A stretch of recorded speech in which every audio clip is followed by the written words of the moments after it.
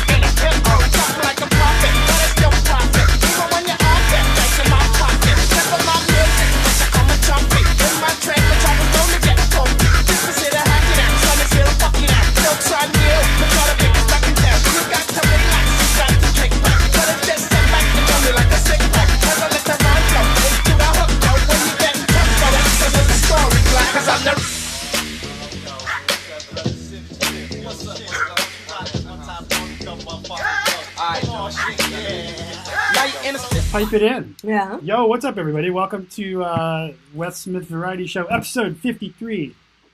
There's the super special signage. That's what's up. Check it out over here. Did it go over here? Oh, we got to refresh it. Anyway, episode 53, broadcasting live from sunny San Diego. Hey, there we are. And, hey, thanks for joining us today, world. And, so, as usual, a couple things we're going to chat about real quick. Kelly and I. Kelly, what events do you have coming up? Please tell us. I have an event on Friday in Rochester, New York. It is called Babes and Eggs at Funk and Waffles. And it's an all-female lineup with all drum and bass female lineup.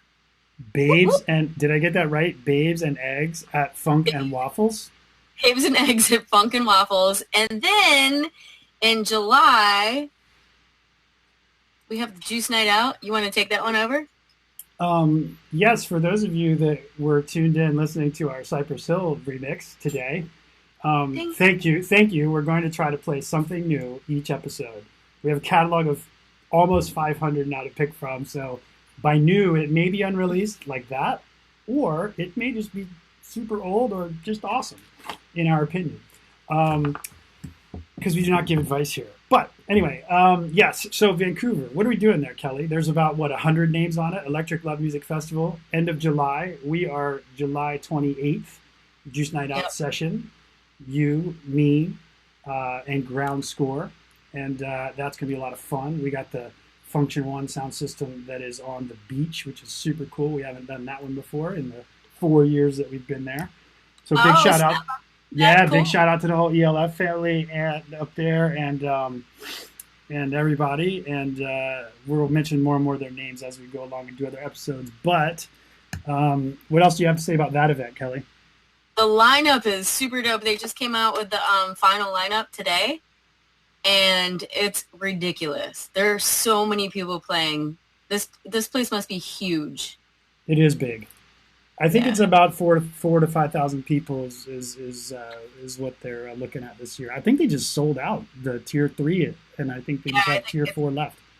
Yeah, it's selling out. So Rob Reeves says he looks like he needs to get a plane ticket to Orlando for July 3rd. He said the lineup was amazing, and I said Orlando is cool, but why stop there, Rob Reeves? Go to Canada. Yeah, bring it, Robert. Yes, and so I would be remiss if I do not mention Contact is in our neck of the woods, meaning Kimby in our neck of the woods. Shh, be secret. She's not saying anything yet. She's just patiently waiting for us.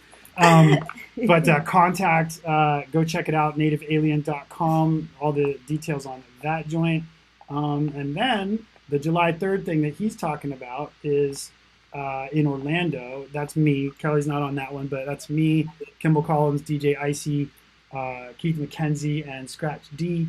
Mentioned it last week. Go check it out at ozarmy.com. You'll have to Google that one because the spelling, I'll probably get it wrong, but it's like AAHZ army.com. Pretty sure that's it. Just Google it, whatever. And you can find it, so come check it out. Be there. All of Florida, Orlando homies. They're going to be out. It's going to be a great show. And you'll see more good, fun stuff on that. If you want to find Kelly, where do you go? Quick, Kelly. Where do they find you? Where do people find all the goods about Kelly? As I walk away, agent137.com or on SoundCloud, doubleagent137.com. That's it. That's all you get to say. And you can find all my junk at It's Wes Smith Yo everywhere, or Juice Recordings everywhere, or It's Juice Yo, or whatever. Stay classy, yo. Wait, that's what we say at the end. Anyway, I made you laugh before it was your turn. It's not fair. We still try with guests to just maybe get them to sit there and be like, dude, I'm on camera and saying nothing. This is weird. No, we get to do this. We get to reintroduce you. See, I'll just put this in front of you and be like, today's super awesome special guest and good friend of mine and talented and just San Diego awesome person, Kimby Rainbo with a smile. Woo! Say hey, Kimby.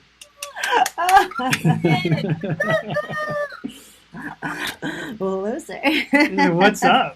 What's going on, man? Hey, are you a native Californian? I'm not. You're not? No, I came out here from Pennsylvania. Oh, right. Yeah. Right. Yeah, no. But you had teen years here in California. No. Damn it. When? No, man. I came out here when I was a little kid, and I guess I loved it, and I forgot. And then I lived in Pennsylvania until after I was done with college and stuff, and then had the opportunity to move out here, and then it was just where I always wanted to be. And so now this is it was like my home. I just didn't live here yet. All right. So now I've lived here for a while. So I might as well. It's the only place I've ever considered home. So, yeah. Every time just so anyone's not confused with Kimby, whenever I say a while in terms of years, I'm usually talking 20 years. She's probably talking 5. No, it's 10. I'm old. What are we drinking today? You brought us. Okay. So I brought special beer. So this is Sufferfest beer. This leads into today's show. Cheers. Cheers. For the sodas. This is the Taper IPA. Mm. Where in Pennsylvania are you from? I'm from Pittsburgh. Pittsburgh. Okay. Yeah. I went to school 20 minutes from Pittsburgh. Where'd you go? Did you go to IUP or Bethany College in West Virginia. Gotcha. Oh, West Virginia. Yeah. Yeah. Well, I'm sorry. Go back to the beer. My bad. Oh, sorry. Yeah. No, a little bit about the beer. So Sufferfest beer, it's cool. It's a company out of San Francisco, and it's actually a chick runner started it. And she started making beer that was crafted towards kind of helping actually be recovery beer. Maybe not this one. This one's 7%. I was going to say, I've never tasted recovery or taper beer like so this. It's got, you can look it up. You can look to see what your protein is, your carbs are. You can actually do the ratio that we do.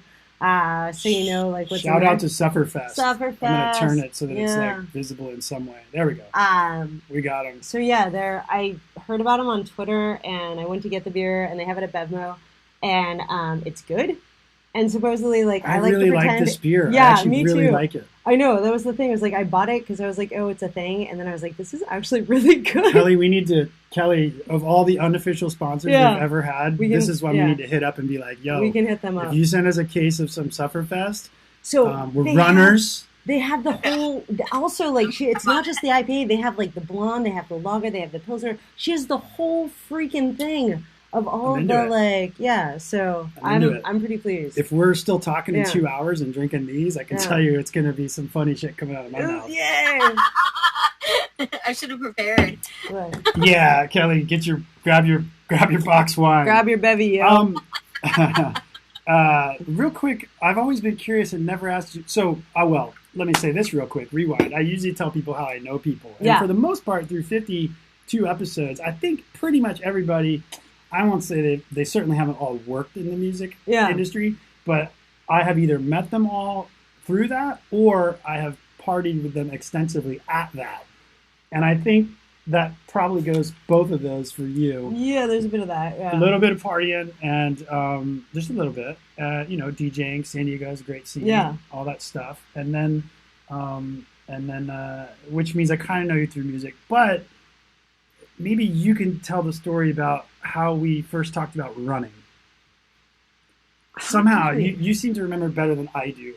You were going to run a marathon? Yeah. So I think so we had met like at a barbecue or something, and you had used to wear your bracelets. Mm-hmm.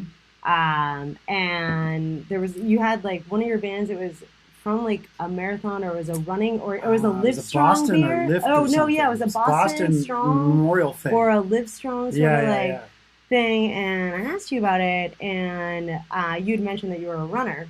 Yeah. And I had not too long before that signed up to run my first marathon, and this was a couple of years ago, and I had no idea what I was doing. I signed up because it was the Oatmeal, the guy who does the webcomic. Yes.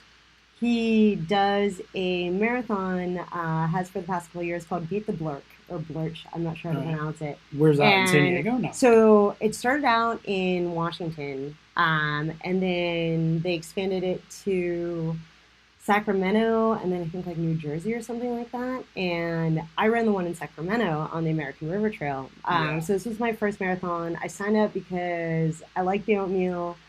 He also wrote, he wrote a book. I signed up because I liked the Oatmeal, but that's great. No, so he wrote a book called The Terrible and Wonderful Reasons Why I Run. All right. And I had seen it, and I was like, or it was The Terrible and Wonderful Reasons Why I Run Long Distances.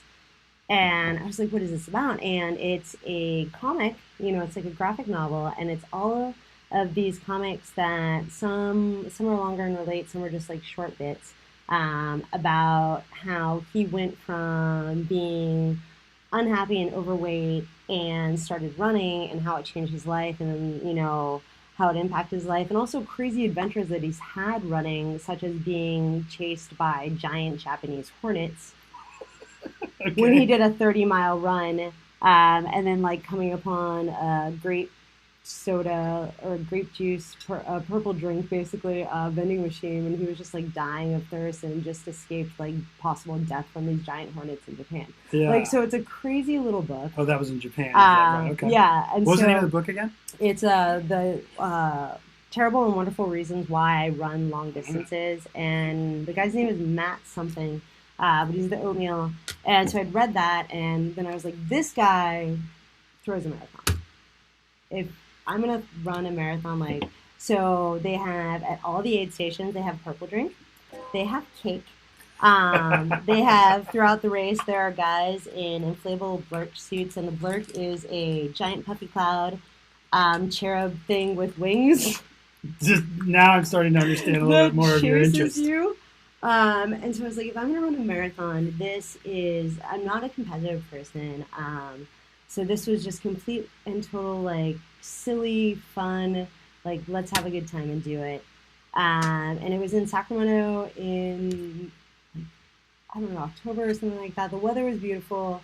The That trail is a was, beautiful place to yeah, run. it was the American River Yeah. Trail. It was complete. It was mostly flat, and you got to tour through Sacramento. You went past the Capitol building. The way they designed the course through the city, you actually saw some scenic like touristy spots, and you ran past. It was raining when I And ran past it. oh god, it was beautiful. It was. I think when I started, it was maybe like 50 degrees, and by the time I finished, it was a beautiful, sunny, like slightly breezy 72. It was a wonderful run.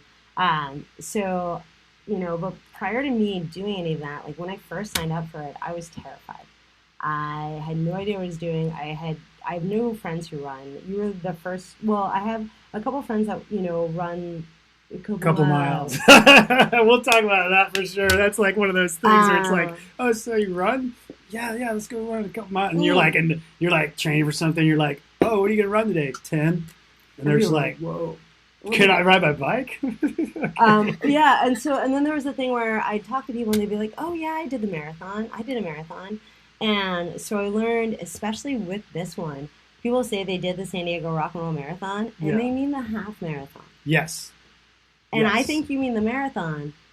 So then I started talking to you about distances, and they're like, oh, wait, that's how is this so hard? So yeah, because of your bracelets, I started asking you about running. You told me that you'd done a couple races, you'd done Ragnar, you'd done marathons, and I was like, a bunch of Ragnars. That's how I got into it. Give me advice. I was terrified. Actually, I almost brought my Ragnar hat because I volunteered for the one that came through San Diego one. Just a couple months ago. I volunteered. It was fabulous. Now I kind of want to do one.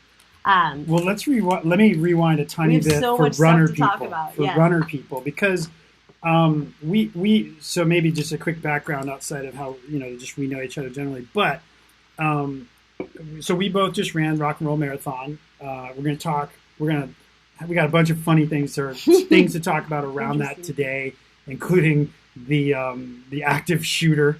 That if you weren't aware, there was an active shooter at the race. It was terrifying. So we've got the before and after on that from her perspective and mine. That was pretty crazy. Thankfully, no one at all was injured. So that's first of all. But so we can talk about it. The cop was injured, but he did it to himself. Some humor. That's right. The only person injured did it to himself. So we hear. But other than that, for me, it's funny. Like, so I ran a bunch of those Ragnars. Yeah. I definitely did. I never really, in the last couple of years, I guess I probably haven't posted much on social media about like my running and or fitness side of things. We talk about it sometimes in here. I think Kelly, right? Occasionally, but it's usually not like, it definitely hasn't ever been a whole episode, right? We might talk a little about surfing or paddleboarding or some running or whatever. So kind of like with you and like some people being like marathon, half marathon, whatever, sprint, whatever. It's a little like that for me because since I hadn't talked about it a lot before, people were like, dude, when did you start running? And then I kind of think about it. It's making it pretty funny because it's almost 10 years that I have. And so the Ragnars were kind of the first thing. Yeah. It was really bad. And part of what I wanted to do today was talk about our experience with rock and roll. We got all this stuff on the table which y'all can't see. We got stuff to talk about that relates to a lot of the things that probably people would ask or stumble through or stuff that realize 5 marathons later, oh dude, or even half marathon or even a 5K. Like some of this stuff is important. Like anything that you get into. So that's part of what I wanted to like hit today because personally for me, I like so today I weigh like 170. Yeah. I'm like 170 pounds. We talked about the weight thing with the other guy. Yeah. Like my whole life I've been fairly moderate, but when I started running, it was probably my peak weight ever. And this may surprise you, but I was close to 200. I was 195. Yeah. And so today, like just after that race, I'm like 25 pounds lighter than that. And I'll stay right around that. I can get maybe 5 pounds lighter than that for the race or something like that. Or if it's a little small triathlon or something. But anyway, what I was going to say and ask you is, for me, it's certainly been incredibly helpful for a lot of reasons. So go ahead on that one. Running? Like for you, just running, fitness, feeling better. With it. I don't know from a weight perspective what that has or hasn't been for you. If you want to talk about I definitely I was definitely so I was overweight as a kid. I had a lot of like food issues, food allergies. I also dealt with migraines. mood swings, like all sorts of crazy stuff. And I was I was in my early 20s, and I, was going to the doctor and the neurologist, and they were curing me with all of these pills. So I was on like 8 pills a day. I was like 21, 22. And I was like, this doesn't seem right. I'm not dying. I don't have any crazy diseases. Like, why is this happening? And then I just decided I just didn't want to do it anymore. I felt like crap all the time. Yeah. And I also lived a very sedentary lifestyle, and I had been reading up and trying to figure out, like, what can I do to make this not suck anymore? And I'd read a couple articles that had expressed that a lot of the medications I was taking were SSRIs, because the migraines that were being triggered are like the same chemical reaction that causes depression and mood swings, and that you could balance out your serotonin naturally with trying to have regular sleep, and then watching your diet, watching out for any triggers, and also exercise. And that they had done tests where exercise could maintain your serotonin levels just as well, if not better than SSRIs. And I was like, okay, and I didn't have any money and I didn't know what to do. So I was like, okay, well, I always liked to play soccer and I hated running, but I was like, I have running shoes and a Walkman.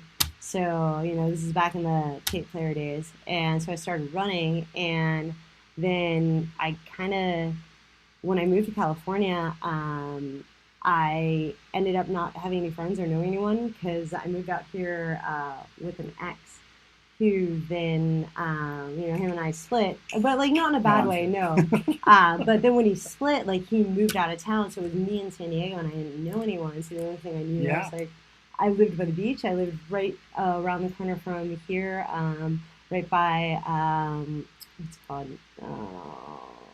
Beach right up the way. Is that Mission or no? PB? Bird Rock? No. Obi. No, PB. The Longboard Beach right here. I don't know. Mission and Opal. Tourmaline? Yeah, Tourmaline. Yeah, Tourmaline. So I lived right up by Tourmaline, and I just ran all the time. And then every time like I ran into a thing, like I got suddenly super fit and healthy. I went from being like 190 and having a bunch of like physical problems and stuff to like now I have around like 135, 140. I don't care saying it. What? Like, yeah. And like high five. So I weigh basically as much now as I think I did in like 5th or 6th grade. Wow. So I think that's pretty good. Well, I've certainly for being a grown up. Well, I mean, I've certainly never known you. I have curves that I didn't know. Yeah. But yeah, I mean, yeah. But I also think it's like, yeah, I mean, for me, certainly, it's one of those things where it's like, it keeps me sane, man. I mean, there's people, like, if I talk to like a fitness person, and I go look at like recommended daily, or not allowance, sorry, but more like the weights and all that kind of stuff, or what a physician would say, like, definitely a number of them would say that like my optimum weight would be like 155. Right. That's 20 pounds less than I am right now. Which is like, to me, I think to myself, that's nuts. And it's, you can't cheat and just go like burn 5 pounds of water and dehydrate and call that loss. Like, it's maintained, like eating normally, your weight. And so like, I'm with you there. It's like, there's no way I'm going to go to 155 and walk around and maintain that. It's just not going to happen. Well, plus like I had a bit of time where, there was a sad point and I lost 10 pounds.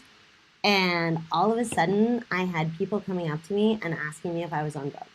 So technically, the doctor is saying that, if I were to go by recommendations, theoretically I could be like 10 pounds less. But trust me, when I'm 10 pounds less, it looks scary. I look all like, it's like, no, man, it's not good. So, but you generally feel good. I mean, I know you run pretty, like, on an annual basis, you run a lot. I run in pretty spurts, good average. But when I run, I like to run long distances. All right. So, wait, can I pimp another thing? Yeah, of course. All right, so I have a new tank top. You can pimp things all day. It's your show. It says "Run Forever." I can totally see it. Yeah, it says "Run Forever." Run forever. So I recently, before the marathon, that one's a little delayed. This one you can see delayed. A little better. Okay, so you there. This is a free tank top that I just got. All right. From a local San Diego company called Running Skirts. All right. That, you know how I didn't have my gear for the marathon, or had gear but Yeah. it wasn't appropriate. Yeah. I hit this place up and they hooked me up. Like when I went to get my marathon stuff, it was free gear Friday. So this is my free tank top. I love it. Love it. You didn't run in that. No, I saw but your I picture. ran in a tank top that is basically the same tank top but better. So you were mentioning how you were hot on the course.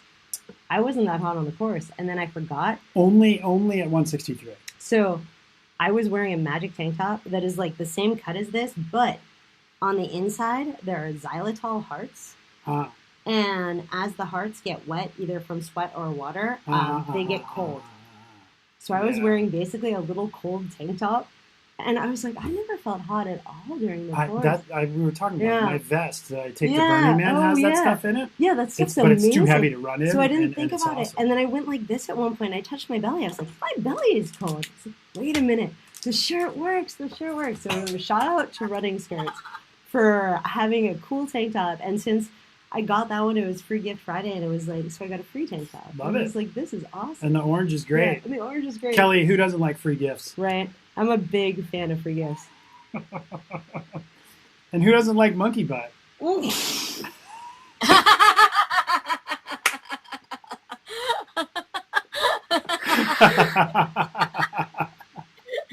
Just when you thought it was safe to go back in the water, You know? friends, there's a jar of monkey butt in your face. What the fuck? So pay attention. think I've Stop watching your Forensic Files fucking marathon and pay attention to the monkey butt unofficial sponsor. Yeah. That's powder for your butt. I think I've seen that at the hardware store. I think that's where I got it, Ace Hardware. Right? It's like at the counter. It's the impulse buy. As we talk about running, I do want to tell you one thing. This shit doesn't work while you're running because once you sweat, it does not work like it. I don't know what it is. But it's really nice if you're just working in a kind of humid place and you're not running, creating extra sweat. Friction and sweat, you know. It's Then you're making pancakes. a friction stick. Real quick, if you were going to, so there may be people, a few watching now. We put this thing out through all kinds of SoundCloud and YouTube and shit later, where people can listen to it, and podcasts, Apple Podcasts. So a few hundred people over time will get to listen to it. And as usual, I should probably say in the beginning what we might talk about, but I never actually know, so I guess that's why I don't. So anyway, Running. a few people probably laugh at that one, but anyway, so kind of, 30 minutes in today, point being, for anybody that's listening that maybe, particularly like if you don't do anything, like if you're sedentary, like you were talking, Kimmy, Right. Yeah. all I'm saying is I never get on anybody for doing anything, and I don't give a shit what you look like when you exercise or when you're doing what you're doing, but just get off the couch, dude. Dude, that's the thing. Just something. Just one foot. Just whatever it is. So, like, regardless of how many reasons you've come up with to do nothing, it's okay. Just find something and go do it. Sometimes people seem to have this fear.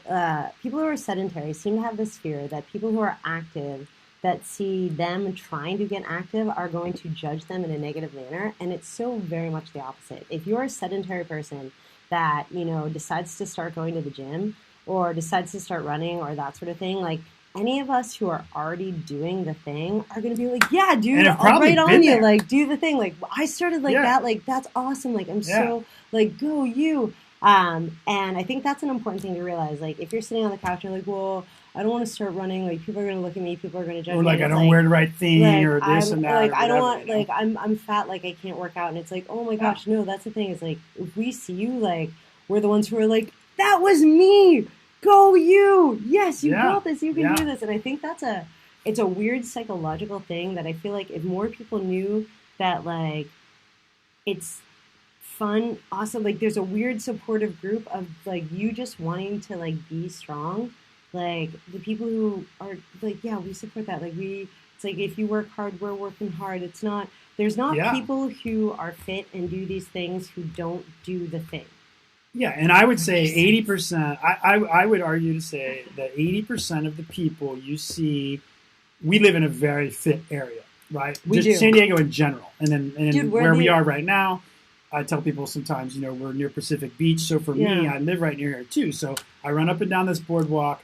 Sometimes, Kimby does, or even trail areas, whatever. There's a lot of fit people out here. Like They're With just outdoorsy. And so With you see it all the time. But I would be willing to bet that 75-80% of the people who look like they're in the best shape when they're running or doing whatever they're doing, probably many of them had some part of their time where they were, 30-40%. Yeah.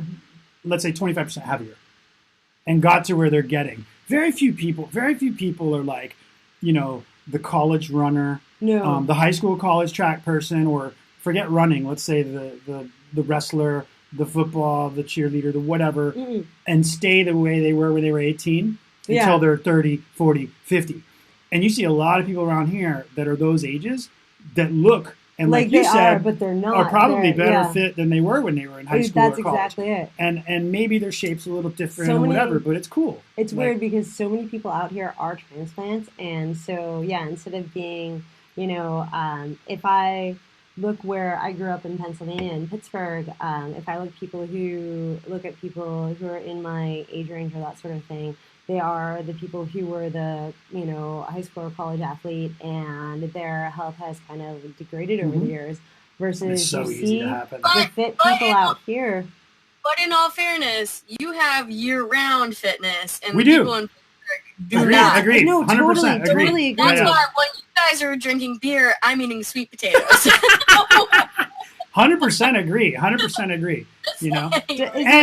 And Kelly, you ride your bike, you get out and row your kayaking and do that stuff. You do what you can during the times of the year that you can, and understandably, sometimes it sucks. When I used to live in New York, dude, that was like this extra thing on. Trust me, it's not like I think like a lot of people I run into, and I'll talk to them about running maybe for 10 minutes, and then I'm off doing something else.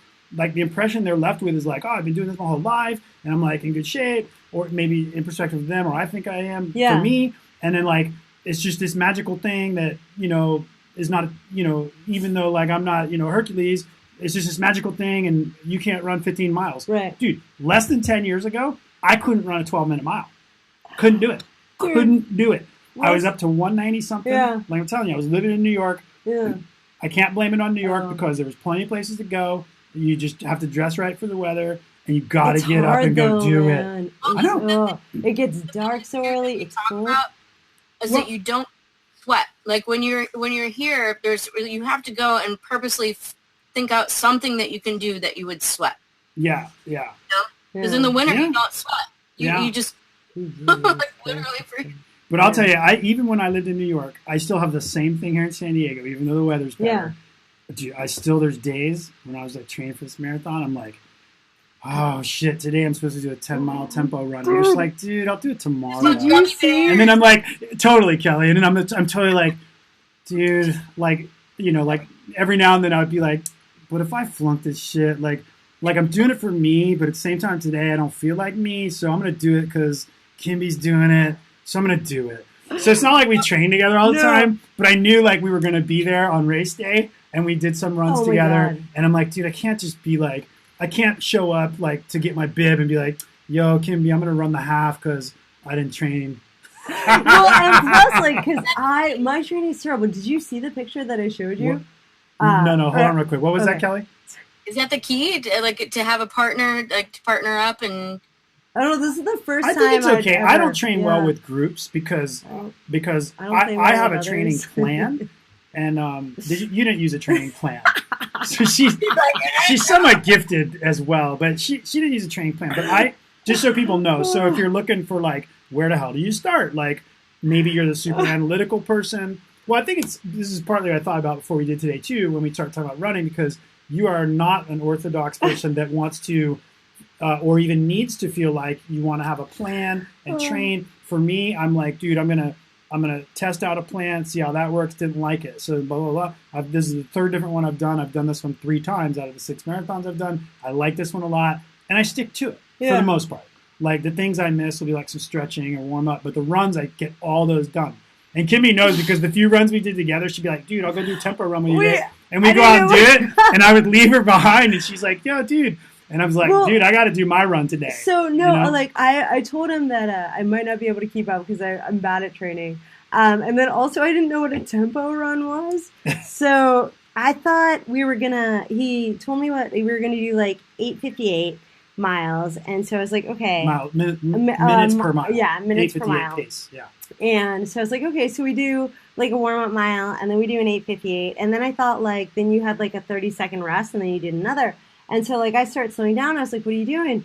And he's like, tempo run. I was like, what does that mean? And he was like, we keep up this tempo Took through me the 6 years to entire learn. run. And I was like, There were intervals we were doing. Sorry. And it was funny. Yeah. So There I were thought, intervals, yeah. like, no, I thought we were intervals, and you were doing Yeah. a tempo run. Yeah. And so I like, I thought like I was feeling good that morning. So I think instead of doing like 8:58, we were doing like 8:20. I was like, I got this. Like 30 seconds recovery. I can do another. Yeah. And then I was like, wait, what? We're just gonna keep doing? Oh, right, because I was doing tempo instead of intervals. Yeah, and I was like, And so then he like left me, and I was like, it's cool. Honestly, I drank a lot the night before, and I am tired. You totally bonked at like 6 miles. Yeah, no, at 6 miles, I I was did like at 6 miles. Because I did like 8. Yeah. Yeah, and then it was funny. We did another run right before the marathon. I bonked again because lack of training, lack of sleep, lack of proper nutrition, Things. And so then I bonked again, and then Wes would walk with me for like fucking a tenth of a mile, and then we just start running. I'd be like, let's go again. No, it's good. So Kelly, I would say neither one of us train with like a marathon or a 5K or whatever the distances you're doing. There's groups out there. You can for anyone that's kind of interested or getting interested, you can very easily go. Meetup groups, they're generally pretty good. Local running stores all know what's up, and they usually all have a group run. Definitely. They run usually anywhere from 2 to 8 miles, depending on the day. Yeah. They don't care if you buy anything, although that's not a bad idea if you can support them. So Kelly, to answer your question, it's kind of like I'm pretty loose. Like I definitely have a marathon training plan. It goes over 16 weeks. There's a lot of science and reading to it. I enjoy getting into those weeds a little bit. Kimby doesn't, but she runs a lot and gets the mileage in. And here's the thing: and we don't train together. I've read a lot of books about running. Yeah. I love reading about running. I've watched a lot of documentaries about running. So this is super cheesy, but I'm like a soul runner. If I start thinking about my metrics, if I start thinking about like running certain paces and running certain things, it makes me really anxious. And then when I'm looking at, okay, well, so for this run, I'm going to do 3 miles at 10, 3 miles at 9, 3 miles at 8:30, and then 2 miles at 10 again. Yeah. For me, I'll be like, it just messes with my brain so much that I'll do the 10s, no problem. And then by the time I'm trying to do the 8s, I feel like I'm running fast and pushing myself really hard. But I'm still running like almost 10s, and I don't like my body, like my heart goes crazy. My brain trips myself out. For a recreational runner, I don't know. To be honest, I don't know that there's that big a gap between one style or another of training.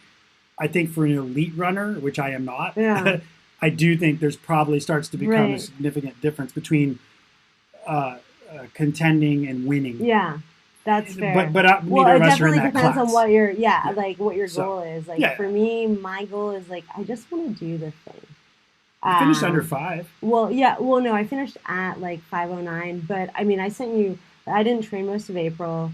I sent you a screenshot of my training from April. Yeah, I was like, I think I had maybe 30 miles in all of April. I didn't train very well in May I don't know either. how you did it. So that's the thing is like I like running.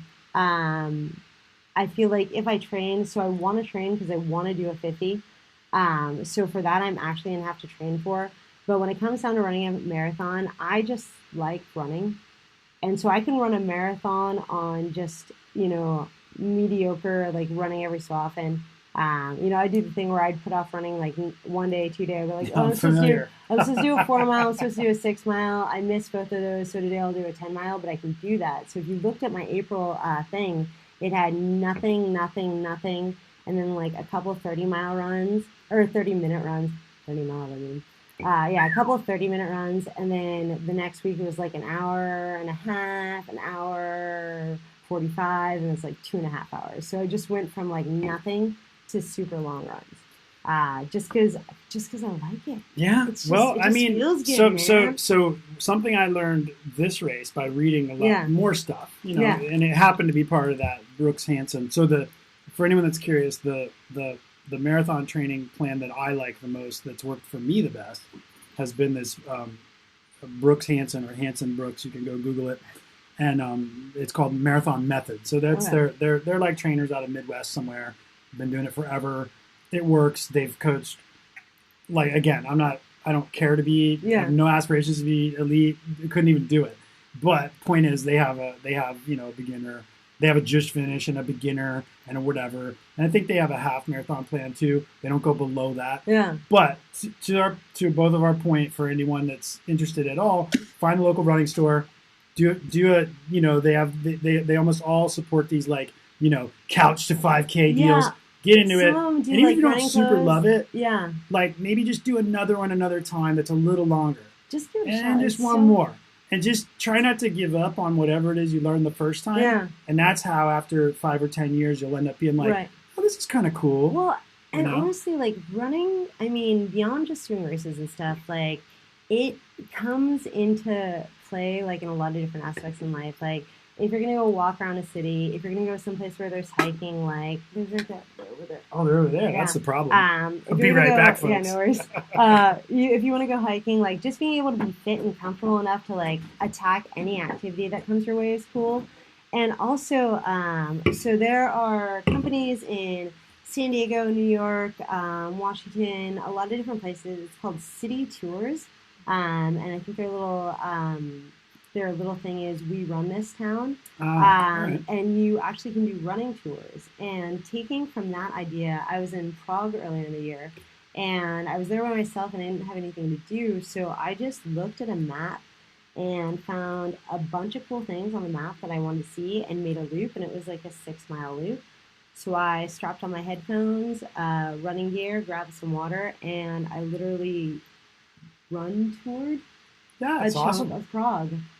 Which is a really cool way to be able to see something. But if you're not, otherwise people would take a bus or take a taxi and try to get to individual places. So I got to see so much more of the city, and there's a lot of incredibly cool art, architecture, and graffiti that I would have completely and totally missed out on had I not done it on foot. And you can walk too. But if you're a runner, you'll think about walking or running places instead of just, going in public transportation or a car or something. So as we get into our next, that's awesome. As we get into our next beer, I have to hold up D's Nuts Pro. Kimby, what's on your iPod or your music player? It's no joke. You can. I have loads of stuff. I'm a music junkie, and I have Spotify. You can find me on Spotify as Kimby Rainbo, and it's how I just make it through all my runs. Kind of the same way you make it through a long drive. When you're tired and you're like, oh, if I put these songs on, I'll sing along and be, dancey. That's what I do. My music is totally my drug. We're just so put opposite. on. I don't listen to any music. I put on the dancey fun music, and then I have no idea that anything is happening, and I just keep going. And I'm like, life is awesome. That tree is pretty. Oh, look, there's a squirrel. Hi, bunny rabbit. What a pretty bird. And so I do that, and I have no idea that anything is happening. And then I get to the end of the run, and I'm like, well, that was fun. Let's do that again. What do you do next Saturday? So yeah, I listen to a bunch of random different things. I definitely this round I had a lot of the Eels on my playlist because I'd just gone to see them again, or I'd just gone to see them earlier, last Monday, Memorial Day. What kind of music is that? The Eels. What kind of music?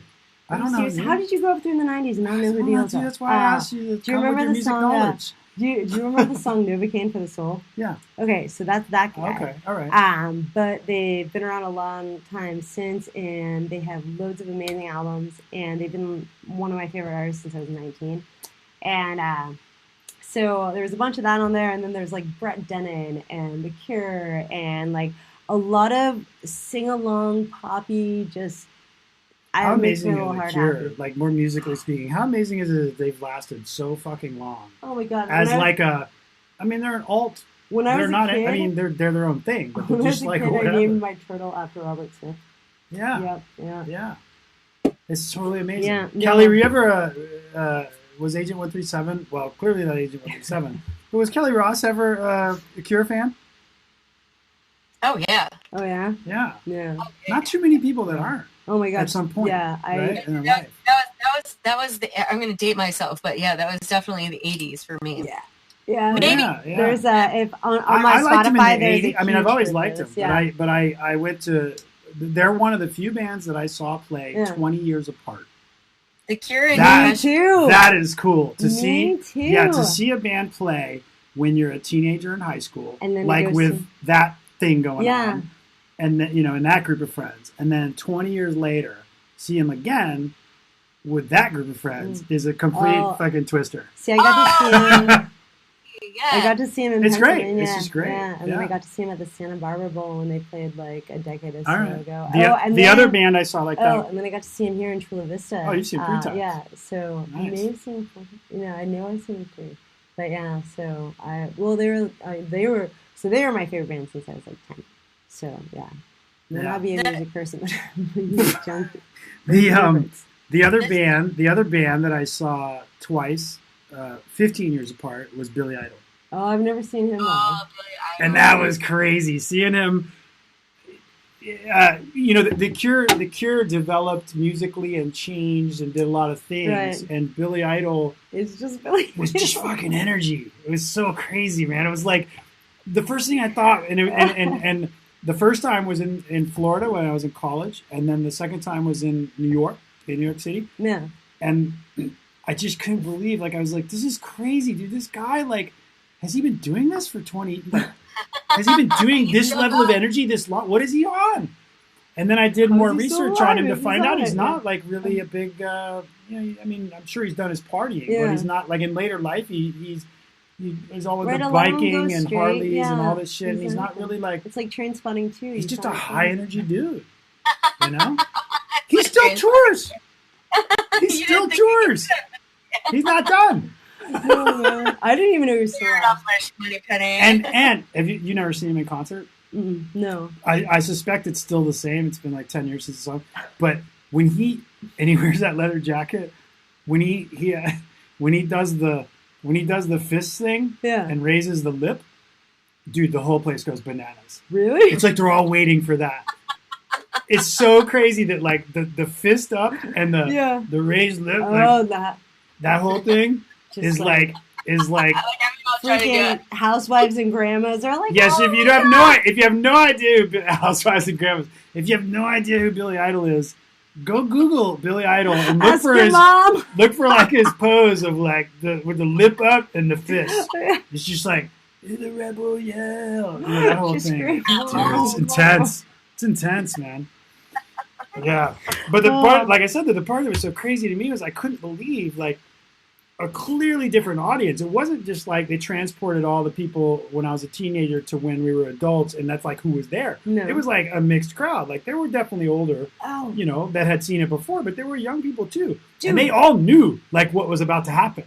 so It's crazy. In that regard, and weird mixtures of crowds. So I went to see the Dead Milkmen at the Belly Up last week as well. It was a good week for concerts last week, and there were a bunch of kids there. Clearly, I don't tag you enough in my social media because I was looking for someone to go to that show I with me, was and at no that one would show. accept. Couldn't believe it, dude. I got skunked. Dude. I was so who Dude. wants to go see Dead Milkman? I just put it out kind of public on social media. I'm bad with Facebook. I don't like it. It's I know. I weird. should tag you. Yeah, I you got totally people that should. were like, "Oh yeah, I love Dead Milkman," but No, no one I, would commit. I got a T-shirt and everything.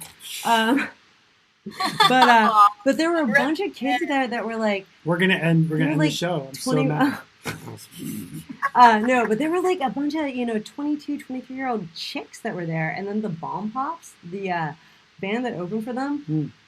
It was a band headed by 2 chicks, but not just. I 2 hope so. chicks. With a name like Bomb No. Pops. I think they maybe were 14 or 15 years old. All right, They were down with it. little fucking adolescent, teenage, badass rockin' guitar Yeah, and that's bass. what I mean. I'm down playing, with that. Like, Not, yeah, I'm just I was down just with like young people in music, man. I was super excited about it. I had no idea that that's what it was going to be. I So- watched this. I don't think from our conversation, I Yeah. don't think you watch a lot of TV. I'm or not documentary, really good at Netflix, sitting all still. that shit. Yeah. I watch my share. I soak it up like a Yeah. sponge. Yeah. But a lot of the time is like documentaries. Like I probably watch 4 hours a day, Dude, there's a new planet Earth, and I'm. but it's like totally documentary mad. stuff. Yeah. Like I bug out on documentaries. I might watch a half an hour of like Law and Order You watch bullshit. 4 hours a day of documentaries? Yeah. I watch How are a you lot. not an ultra runner? Come on, I just you watch a have lot. time. I've seen them all. So there's people that have like, there's people that there's like this school of thought. Oh, we lost Kelly. Wait a minute. Let's see if we get Kelly back. She'll be back. Oh, there she is. I think she's back. Oh, she's back. Yeah. So there's. I mean, I listen to a lot of constructive, educational. I listen to a lot of tech stuff, music stuff. Not Do you just listen to podcasts not just while you run? Yeah, I listen to all kinds. I yeah, love all the listening to time. I listen podcasts on all the those time. long runs where you're just Yeah. like, I just want to zone out and do a thing. Yeah, and I have some go-to Yeah. ones, but the subject range for me is usually like music, and not just songs. But Yeah. there's a couple of producer podcasts I listen to quite a bit. I like the guests they have. I like the hosts and what their knowledge is Yeah. beyond mine, and it's nice to just get all these fresh perspectives. But anyway, so it's funny because like when the era we grew up, Yeah. and Kelly, it's like there was a stigma with, oh dude, you're a couch potato and you watch TV all the time, right? Fair enough. Like, soap opera programming, whatever, maybe. Okay, fine. Right. I'm not hating on it, but I'm just saying I never was into that. I watch TV and But- read at the same time. But I will watch. But I'm not afraid to watch like 3-4 hours like Yeah. in a row of like what I feel is a good use of my time. And so that might be. I'll give you an example. So I watched 10 hours, like literally straight in 2 days of the whole Ken Burns Vietnam documentary. I watched I was that on blown PBS away. when I was a Yeah, kid. I was blown away. But- Hadn't seen it before. Oh, wow. Is my point. So I watched it, Okay. and to me that was It's- like a wow. good use of my time to Yeah. be like, dude, this is intense, and just see that stuff. So anyway, that's when I talk about the sheer amount of Netflix binging that I might do. It's usually like 80-90% Yeah. that stuff, not the Kardashians or Yeah. whatever. See, That might be entertaining. It's not to me, but if it, that's entertainment. Right. The other stuff to me is education. Yeah, I asked about the podcast because like that, since I don't necessarily sit still well and watch TV very much, I do sometimes like to have that sort of a thing. So when I have to go on a long run where it's like no pace oriented or whatever, Oh yeah, and it's like I don't feel like listening to music, like find a couple podcasts, and I usually go towards Radio Lab. do you like the Radio Lab's good? Radio Lab's You like my the Moth? favorite. The Moth Radio. That's a great I one for love. just zoning out. Yeah, so just like anything that's like science, history, stories, those sorts of things, and you just put that on. It's like, all right, like I'm just gonna let this play through. For a while, I tried to do audiobooks. I can't. I Go ahead. found some terrible readings of books where it felt like when you're in 8th grade and they put you in a thing and they make you like listen to something, and within 30 seconds you're like, what have I done to It's myself? like falling asleep at a desk job. Yeah, exactly. Then all of a sudden running felt like a desk job, and I was like, this is not right. You know what that? You know what's up with that? Agent 137 falling asleep at a desk job. You're like, you're totally like, dude, what's going on here, man? I don't get it. Is this really that boring? Well, but I'm getting paid. You start to look like one of those little birds that has the Right. fluid in them, and they do this. Doink. Like, oh, I thought I just need to get closer on that book. But yeah. We took. I think we took a little bit of a We've right gone turn. on We took a little bit of a so right turn. many We took a little bit of a right turn. I'm Kelly, not what was the nervous. question you asked? I was trying to answer it. I don't know if I did. Do you want to see more stuff on the table? I don't remember that. I don't know. Knock knock.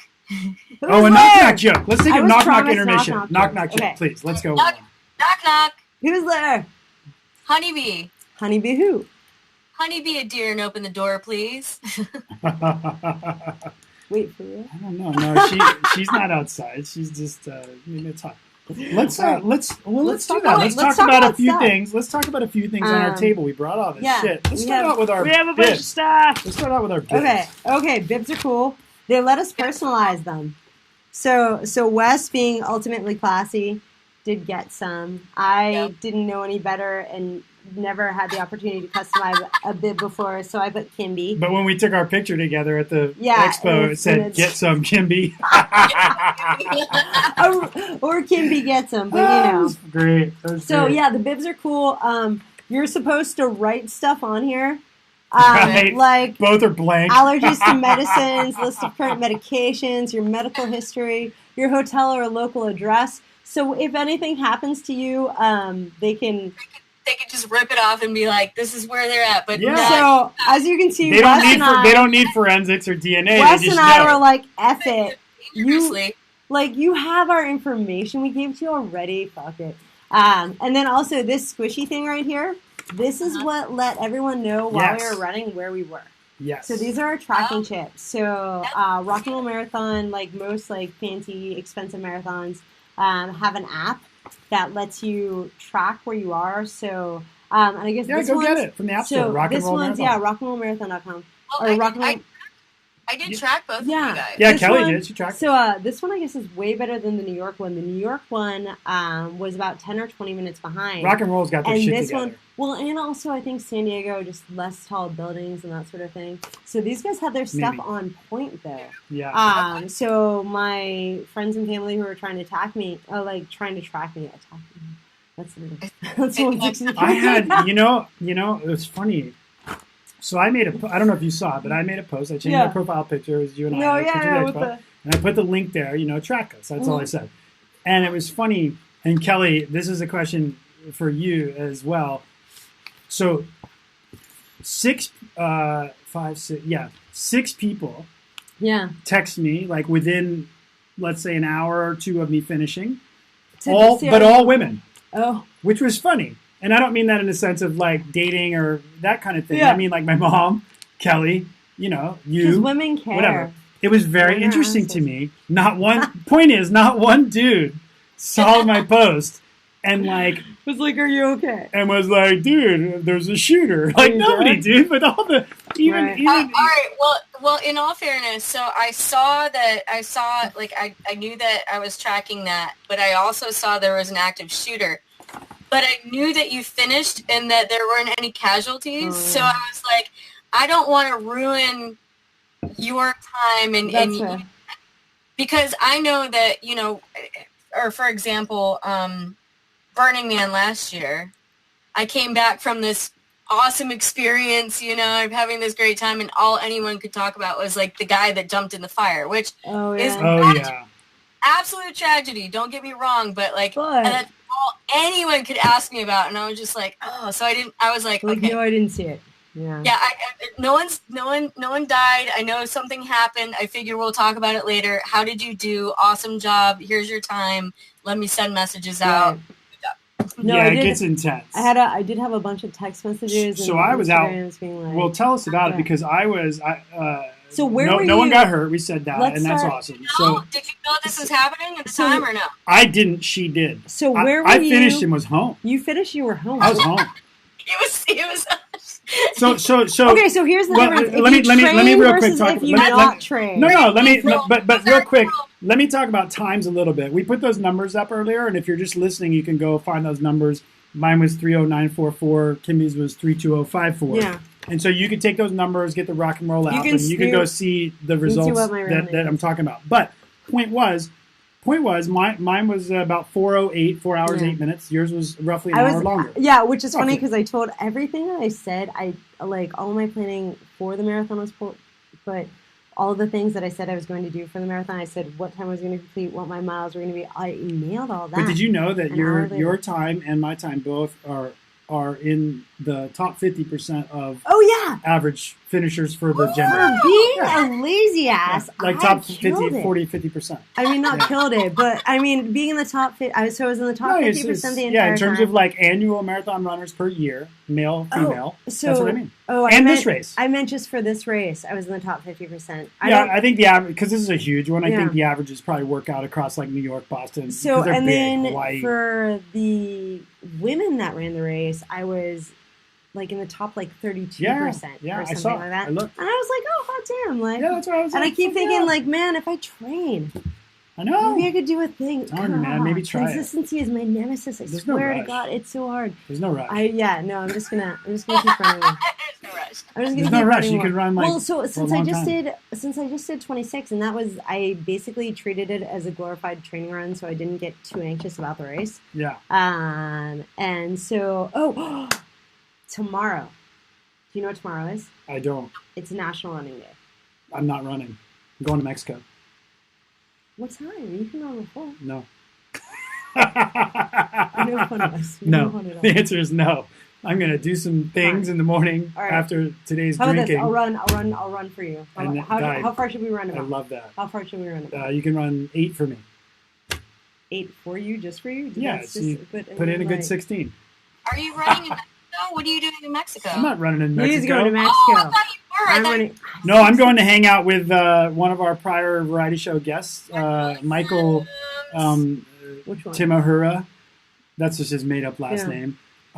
He did an Does episode. he have a DJ name? No, Oh, he doesn't okay. DJ. But I do know him through music and desert camping and partying and festivals. What's Yeah. his thing? Is it a? He's you just sure? down in Mexico now Oh, doing you're his just gonna thing, hang and out? he's working. He does marketing stuff. He's Dude, working with lazy ass, tequila. run like a mile. He did a Just Bring tequila. me tequila. You He can, he did a whole episode on tequila. if That's- you yeah. With Okay. us. He had a slide presentation and everything. Kimby, pick up your game. if you Where's your slide? Where's your PowerPoint, Kimby? if you bring me tequila, I will run. PowerPoint. If you bring me tequila, I will run 8 miles tomorrow. How about that? Do you want to make a deal? I think it's time for medals. Let's show people these All right, fancy fine. medals before they fall asleep on the East Coast. Before I lose this in my house somewhere, because I don't know where any of my other It's a medals cool are. medal. It's got a surfboard. Very They're, nice. good. They're chunky. It's got surfing and things. You're supposed to apparently write your time on the back. I got an engraver.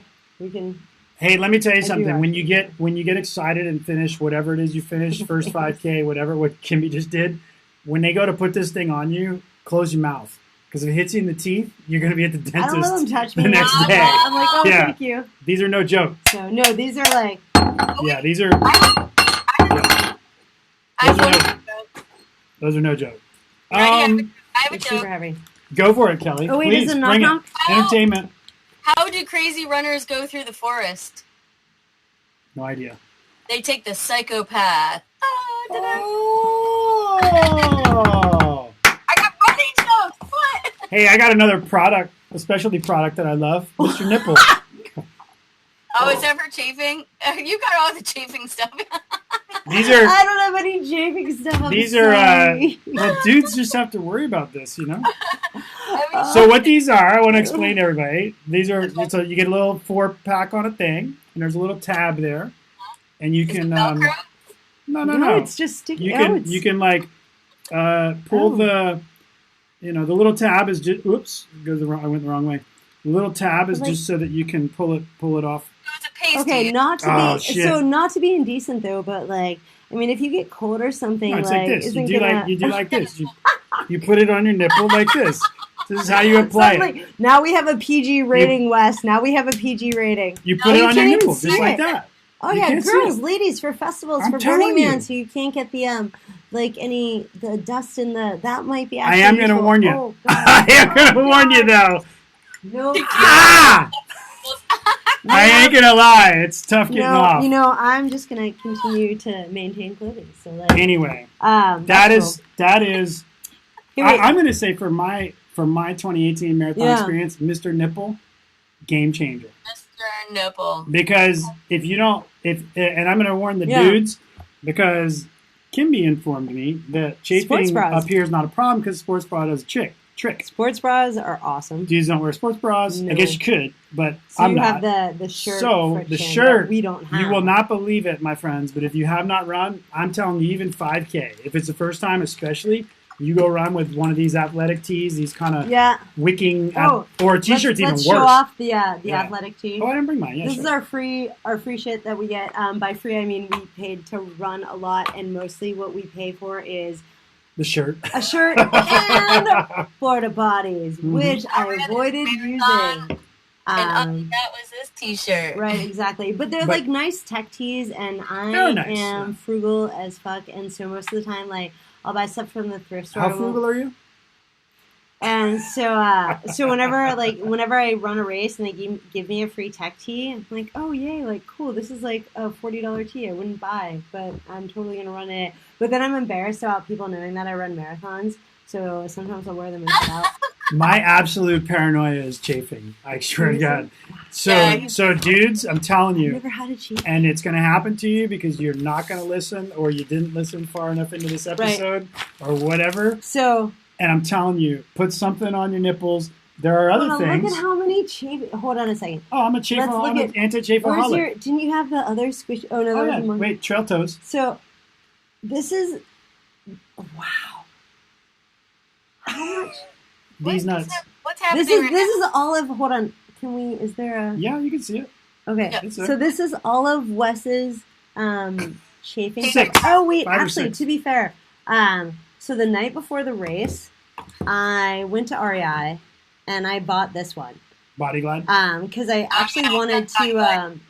So I ran the marathon in a skirt.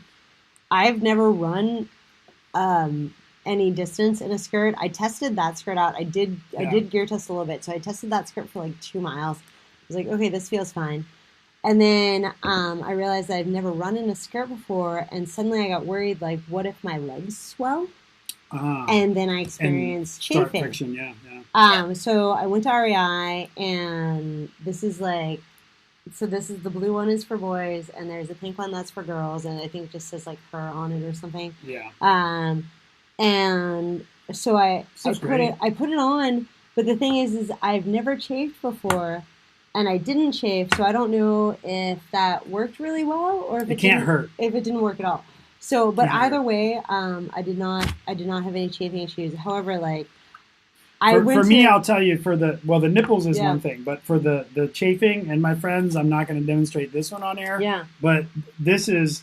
So like this one is like a less expensive, more Vaseline thing. Vaseline at the medic stations, and I'm like, ew, no, it why? Works. And yeah, then I realized why. Like for me, I was like, they're for your legs and arm. So they areas. were holding out giant like tongue depressors, just like with gobs of Vaseline on it at the medical stations. Mm-hmm. And they're like holding it out to people. I'm like, ew, why? Yeah, because for some reason, why are you sticking that in my face? For some reason, there's not near enough stress on the marathon websites themselves. Yeah. I would say number one thing they stress is hydration.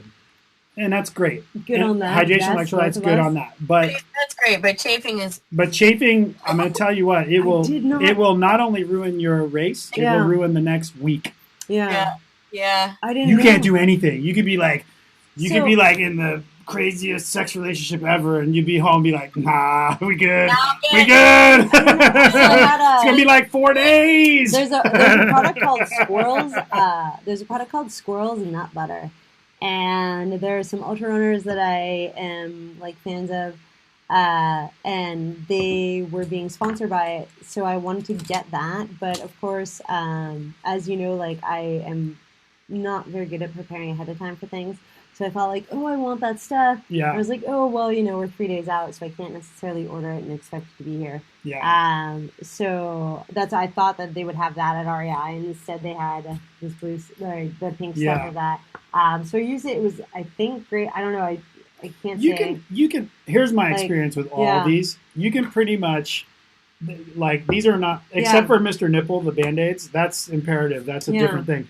But all the rest are basically some form of anti-chafe gel or coating. Yeah. And I'm going to tell you, they all pretty much work the same. This one is the least expensive. Yeah. The reason I think more people don't use it, this is like a high school sports, that's how I got it. You can buy this stuff in literally a 5-quart container.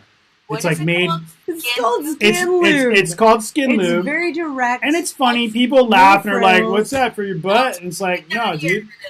So, but I'm gonna tell you what you do with this is the way. The reason I think more people don't buy it is number one because they don't spend a lot of money on marketing. It's not marketed to runners. It's bought by high school gyms. Like for the athletes at high school, it's economical. And the other thing is, it's like a super super thick Vaseline, so it's kind of hard to get out of the tube. and to get it off your fingers, there's no applicator. So once you get it on your fingers, it doesn't leave, which is cool though, because I'm telling you, and I'm just going to warn anybody, the way to put that stuff on, I got it off Amazon, and it's fantastic, but I'm going to tell you, the way to put that stuff on, yeah, it's thick. Yeah, it's thick. Thank you. I've tasted it. Thank you so much. My head's chafing. I needed a large patch of skin to rub it on so it would be absorbed. But I'm gonna tell you the way to put this stuff on your nether regions. Why number would one, you put it on down your there. nether You know, region? the way to put it down there is just imagine if Voice you were of different issues. just imagine if you're gonna wipe yourself with no toilet paper, but do it from the front, from the back to the front. Just go ahead, get the gob on there, and make it happen.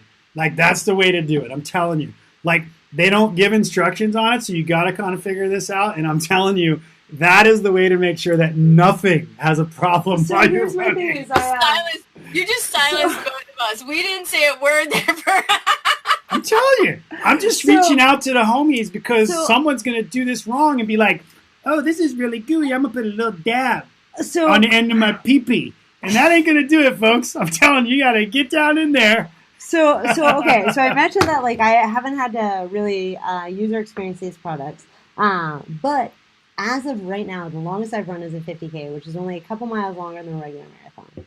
And I want to kind of like start gearing towards longer ones. And every ultra marathoner I know, and by that I mean that I follow on Instagram or Twitter, uses these products. So I know that like there does get to a point where it's like no matter everybody has a like tipping you point. have to Everyone has you have a to get tipping into point. it. So I'm always like, all right, like it's good to know, even if I don't use it now, even if I don't need it for 26 miles or 31 miles, like I'm guessing 50 miles is going to be a different world. So I'm telling you, Kramer, Cramer. This is the one I use throughout all my training. And you don't use it on every run. Like I only used it on anything over 8 miles. I would use it. And it lasted me the whole 16 weeks. So it's great. The only thing I had some of this on for the marathon, but like I said, I was like, when I put it on, I didn't feel like I was putting anything on. I'm It's like, expensive. Is that the point? I got a smaller one than that for I think $5 at REI, and I was stoked about it because I'd never used it before. I didn't know if I needed it. So it was like tiny, and it fit in my little pocket on my running skirt. Yeah, we have an Agent 137 sleuth question. Agent 137, are you ready for a sleuthing question? Ooh. Could you please find out how much Body Glide in a 0.8 ounce container costs on Amazon? I'm going to guess $11. I'm going to guess $10 at least. Yeah. I got to sign Here's up. why. Yeah, this is. And while you're looking that up, should we show more fun things? Yeah. Show some more fun shit while she's looking that up. Non-lube-oriented things. Okay, so while you're running, during the race, what do you use for fuel? Do you have your fuel stuff? $8. Was it $8? No, that's not bad. Well, real quick, look up the Kramer 2.75 ounce. All right, but that was at REI. So the Kramer 2.7 ounce. I don't think they have that at REI. They got it. No, they got it on Amazon. Yeah, that's where I got all these. Oh, I don't see it. Kramer, Cramer, lubricating ointment. No, just put in skin lube. Just put in Kramer skin lube.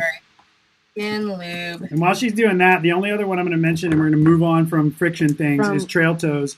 And you could use this stuff the same on my toes. I've done it. Why do you need stuff on your feet? Toes? Because they get hot. And they blister. It prevents blisters. No blisters. Zero. Why would you have blisters? Oh, you you can get faster. I'm like, you want to see my pretty little feet? Shit, yeah, you're blessed. I'm not. No, I gotta it's do because something. Good socks, good shoes. I do wear good socks. What, like good shoes? If your shoes fit well, you shouldn't have We might have to mute this, folks. We're going to have an argument. A running argument. What up? It's $9.27 for 2.75 ounces, but you can get a tub of it. That's right. That's what I'm talking about, is the tub. A tub of skin lube. It sounds like...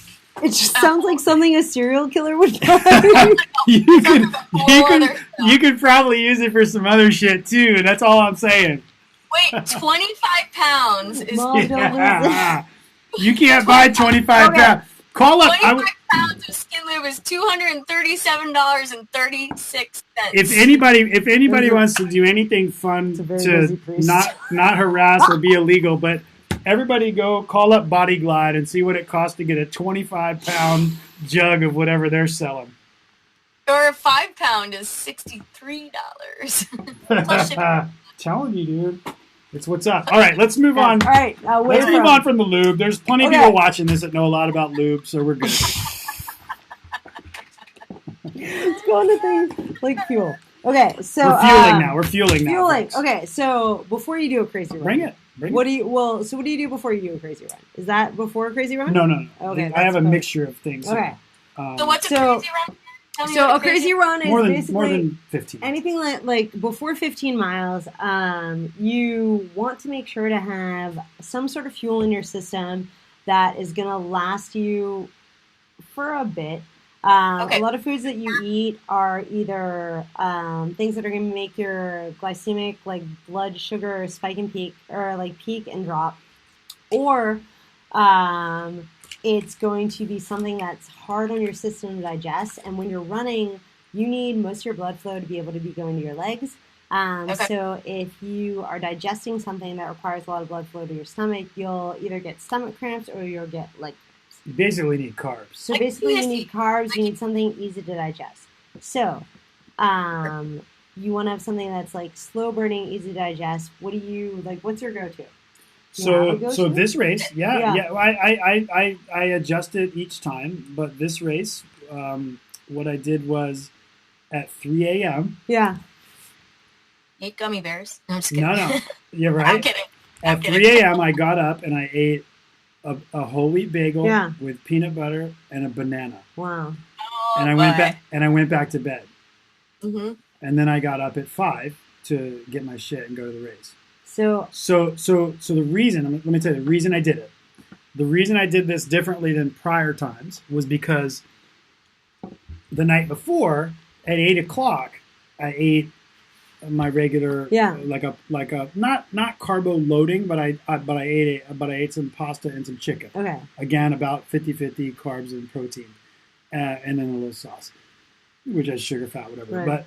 But point is that the difference this time with at least what I was going on, not saying I am not a scientist in that way, I'm not a nutritionist, but what I was going on, which did work great for me this time from a fuel perspective, was that if you ate the meal at about 7, 8 o'clock, then it takes, be ready folks, it takes about 7 to 8 hours in general for food to exit your system. And so I didn't want the dinner to cause a stop on the run, so that's why I did it. I did that at timing wise, and it worked. And what I always thought was that if I got up, let's say 5, because races start at 6:15, right? So you got to get up early no matter what. But Which I is always thought, terrible. So I thought if I got up, 2 hours early, I ate. My concern was always that whatever I eat 2 hours before the race is going to cause me to have to make that bathroom stop. I don't know why I thought that, but totally wrong. It's the meal the night before. It's the meal the night before. Part of it is just mental. Like, part of it I knew wasn't right, but part of it's like mental. You just eat and you feel full, and you're like, dude, I'm going to have to take a dump. It's not the case. It's the meal from the night before. So the key thing on this race, which, again, is just what I was following ideologically, was eat that meal, a good one, right? But that'll exit the body before you go to the race. Yeah. But eating the bagel and whatnot prior to the exit of dinner prior night is not going to have any effect because that'll still be working through your system. And what'll happen is that bagel, peanut butter, that protein carb mix I ate at 3 a.m., this is what I read, if you eat that at, say, 3, then it's going to take 3 to 4 hours before that energy starts to be utilized. Yeah. And so that's right in the middle of the first hour, second hour, and going into there. So in addition, carbs during the race. 2 things. So I went to bed. I went to bed at 1:47 a.m. Yeah. And I woke up at 3:52 a.m. Vampire. And then I started getting ready for the race. So I had 2 hours of sleep. Jesus. You told me you couldn't sleep. I slept like a baby. I was terrified. I was tempted because so I didn't bring it, but like for the marathon they give you like a little bag that's filled with goodies. We took a funny picture. One of our goodies was they put shit like sport beans in it, which are terrible. They put like a thing to help you sleep in it. They also put like was it a diuretic or I don't know they put something like that in you. But they gave you a thing to help you sleep, and so at 1:45 in the morning, I'm like, holy crap! Oh, you hate that thing? No, I was thinking about it, but thing. I didn't know I didn't. Oh. So I just laid down and I set my alarm, and I was like, I can't, because I was trying to. So where the race started versus where I live, I had to get like to the other side of the course, and so I wanted to do it before the road closures at 5. And so I needed to wake up at like 4 or like 4:30 or so to like get all my stuff ready and get in the car and like get to where I need to go. Yeah. And I was just so anxious that I couldn't sleep. Last time I looked at my phone was 1:47, and then I set my alarm to go off, I think at 4:20 because I thought it was funny. And so I woke up at 3:52, and I was like, I don't have to wake up till 4:20. And then I sat there and I was like, no, fuck it. That's the worst. So I have so how many marathons have you run? How many 6? You've run 6. Okay. I finished 4. So, I had a no, funny... sorry. 1, I was supposed to run the full, and I ran a half. That doesn't count. So I've run 5, finished 4. Okay. I had a funny thought of I don't know how to not finish, and I would have to probably talk to someone to not finish, and I have such social anxiety that I wouldn't actually be able to talk to someone and not finish. So no matter what, my stubbornness and my social anxiety will probably always get me through the end of a race, even if I'm broken and bleeding and like crying and puking, whatever. However, I've done 3 marathons. Are you still talking about fuel? Yeah, so I've done 3 marathons that were 26.2, one that was a 50K, which is 31.3, and every race that I've done, I've had the exact same pre-race fuel the night before, and then this year I switched out my day of fuel, so night before I always go sushi. Okay. I mean, it's totally works. So I go sushi, and then I buy... this is vegan sushi or with some fish in it? No. I do some fish. Because that's a carb protein mix. Yeah, it is. Yeah. So it's a carb protein mix. So like I'll do, and like they're the straight rolls, not fried, not anything like that. It's just like rice and raw fish and like sushi. Yeah, just actual sushi, not like the weird stuff. And then I always buy a veggie roll for breakfast. So like it's an avocado. So you've got your just fat carb instead of the protein. So I get like a veggie avocado roll for breakfast. And I don't usually eat the whole roll. I usually eat about 3/4 of it. And so I wake up, I eat that, I get ready for the race. And then I, in the past, had been using a product called UCAN. UCAN? It is so bad. What is it? It's called UCAN. I think it's UCANN. It is supposed to be a long-lasting energy sort of. I found it at the running store. I tried it. It worked. It tastes so bad that when you go to take a swig, as soon as it hits the back of your throat, your body will try to vomit. It tastes like noon. It's like you lick the sidewalk. Like your body's like, it's like I'm gonna go lick the sidewalk.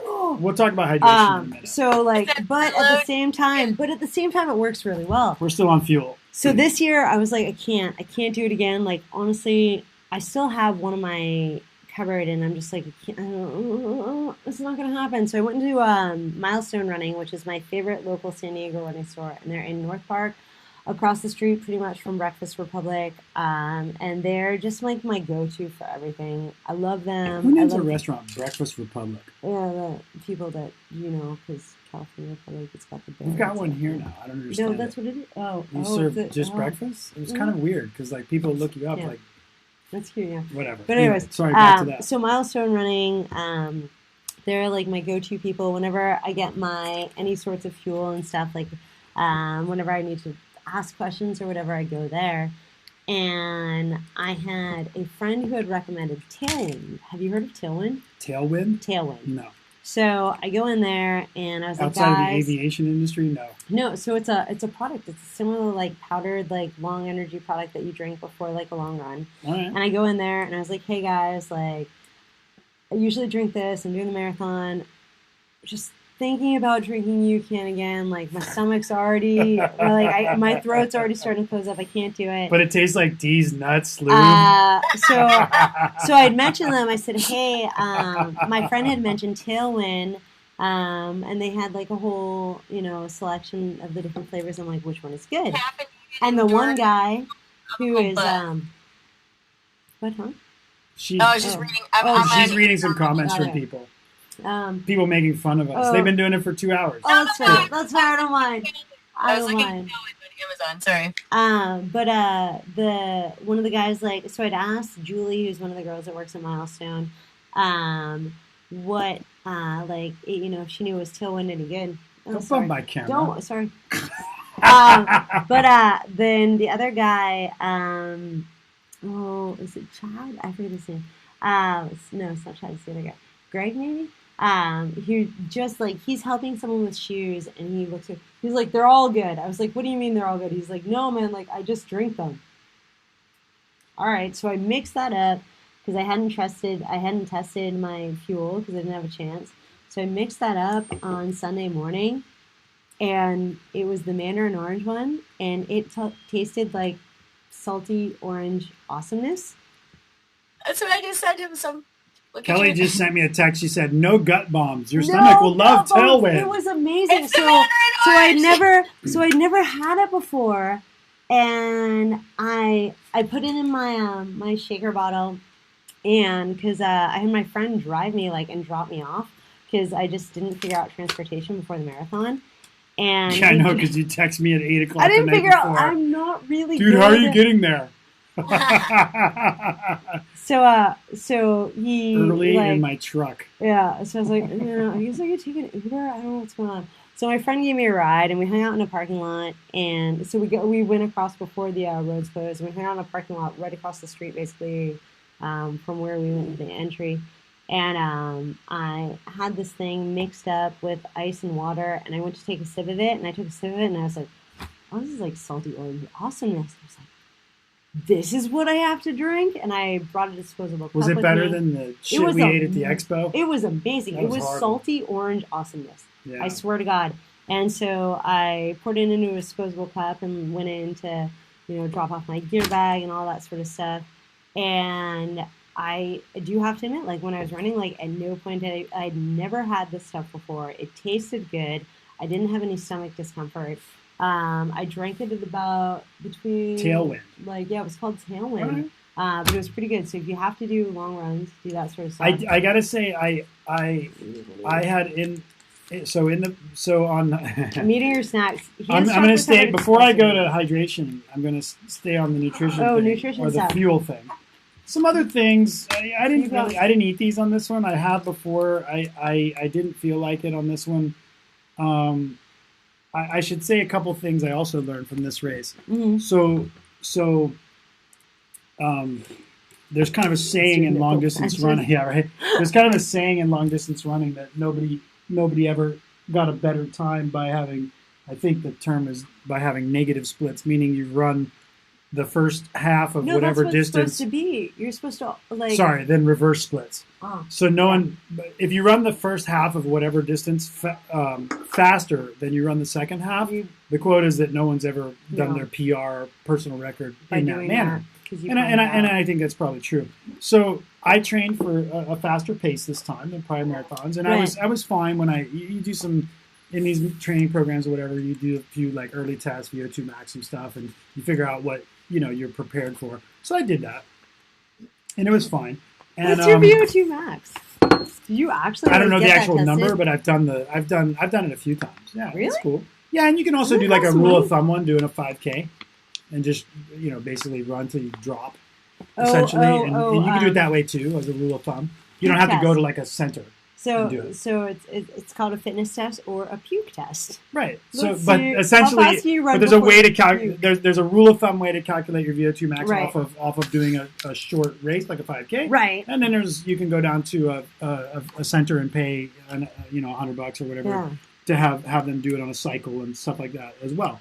I've done both. So so I think it's interesting. So that's I'm it. intrigued by the idea right now. Yeah. Yeah.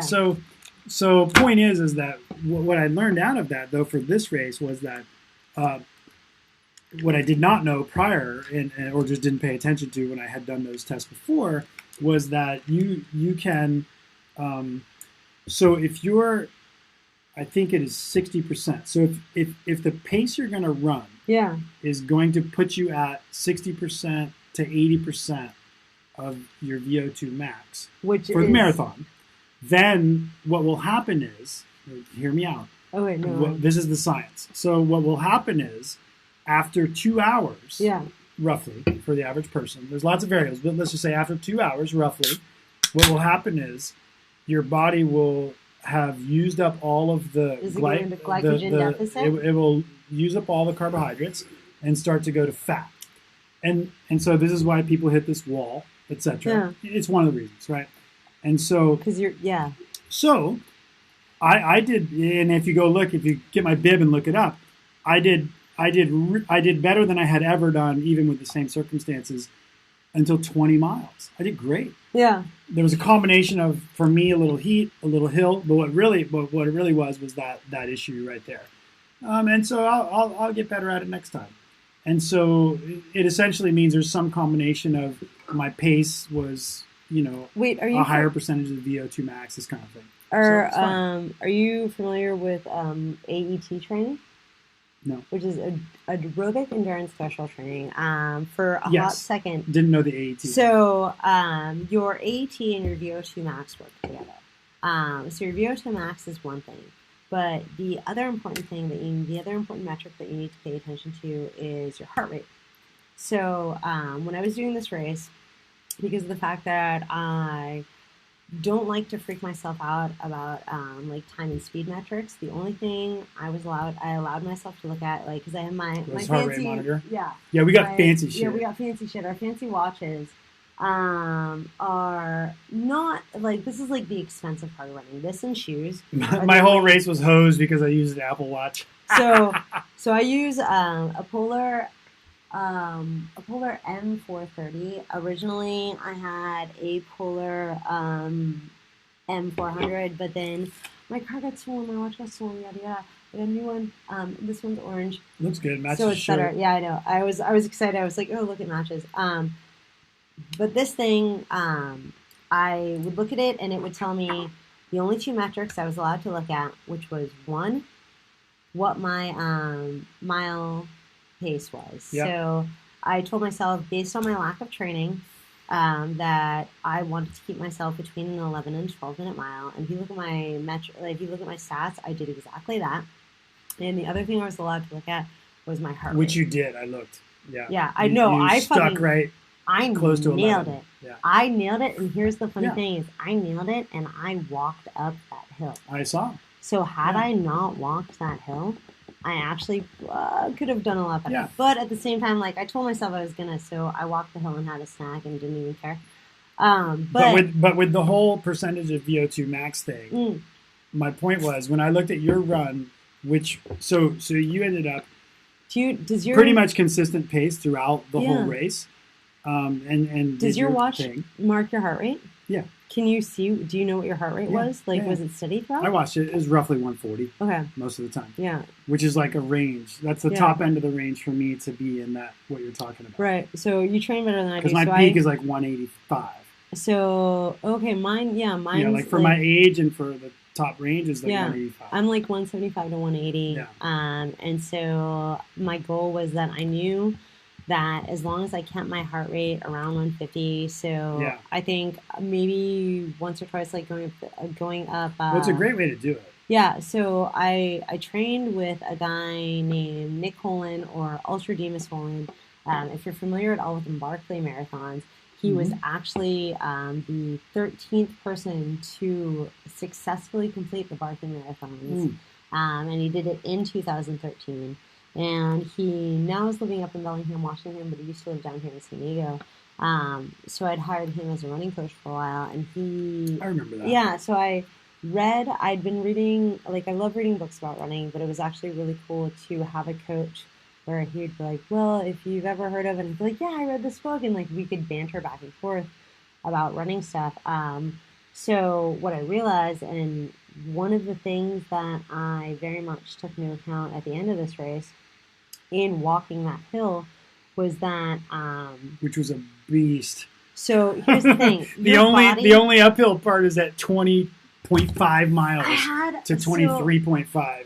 It was nasty, Kelly. It was supposed to be a 1 mile. Didn't like it. It was supposed to be a 1 mile thing, and it was not. a 3 mile. It was 3. Thing. So I walked 2 of them. I ran up one and didn't know that I was running up it because I'm not really good sometimes. I thought I was going to throw up, so I walked 2 of them. So I walked it, and I allotted myself. I said, dude, I'm gaining 10 minutes on the hill, and I actually had exactly 10 minutes to my mile on that hill, and I was like, oh, like I did a really good job at guesstimating exactly how I was going to mess up this race and how I was still going to win anyways.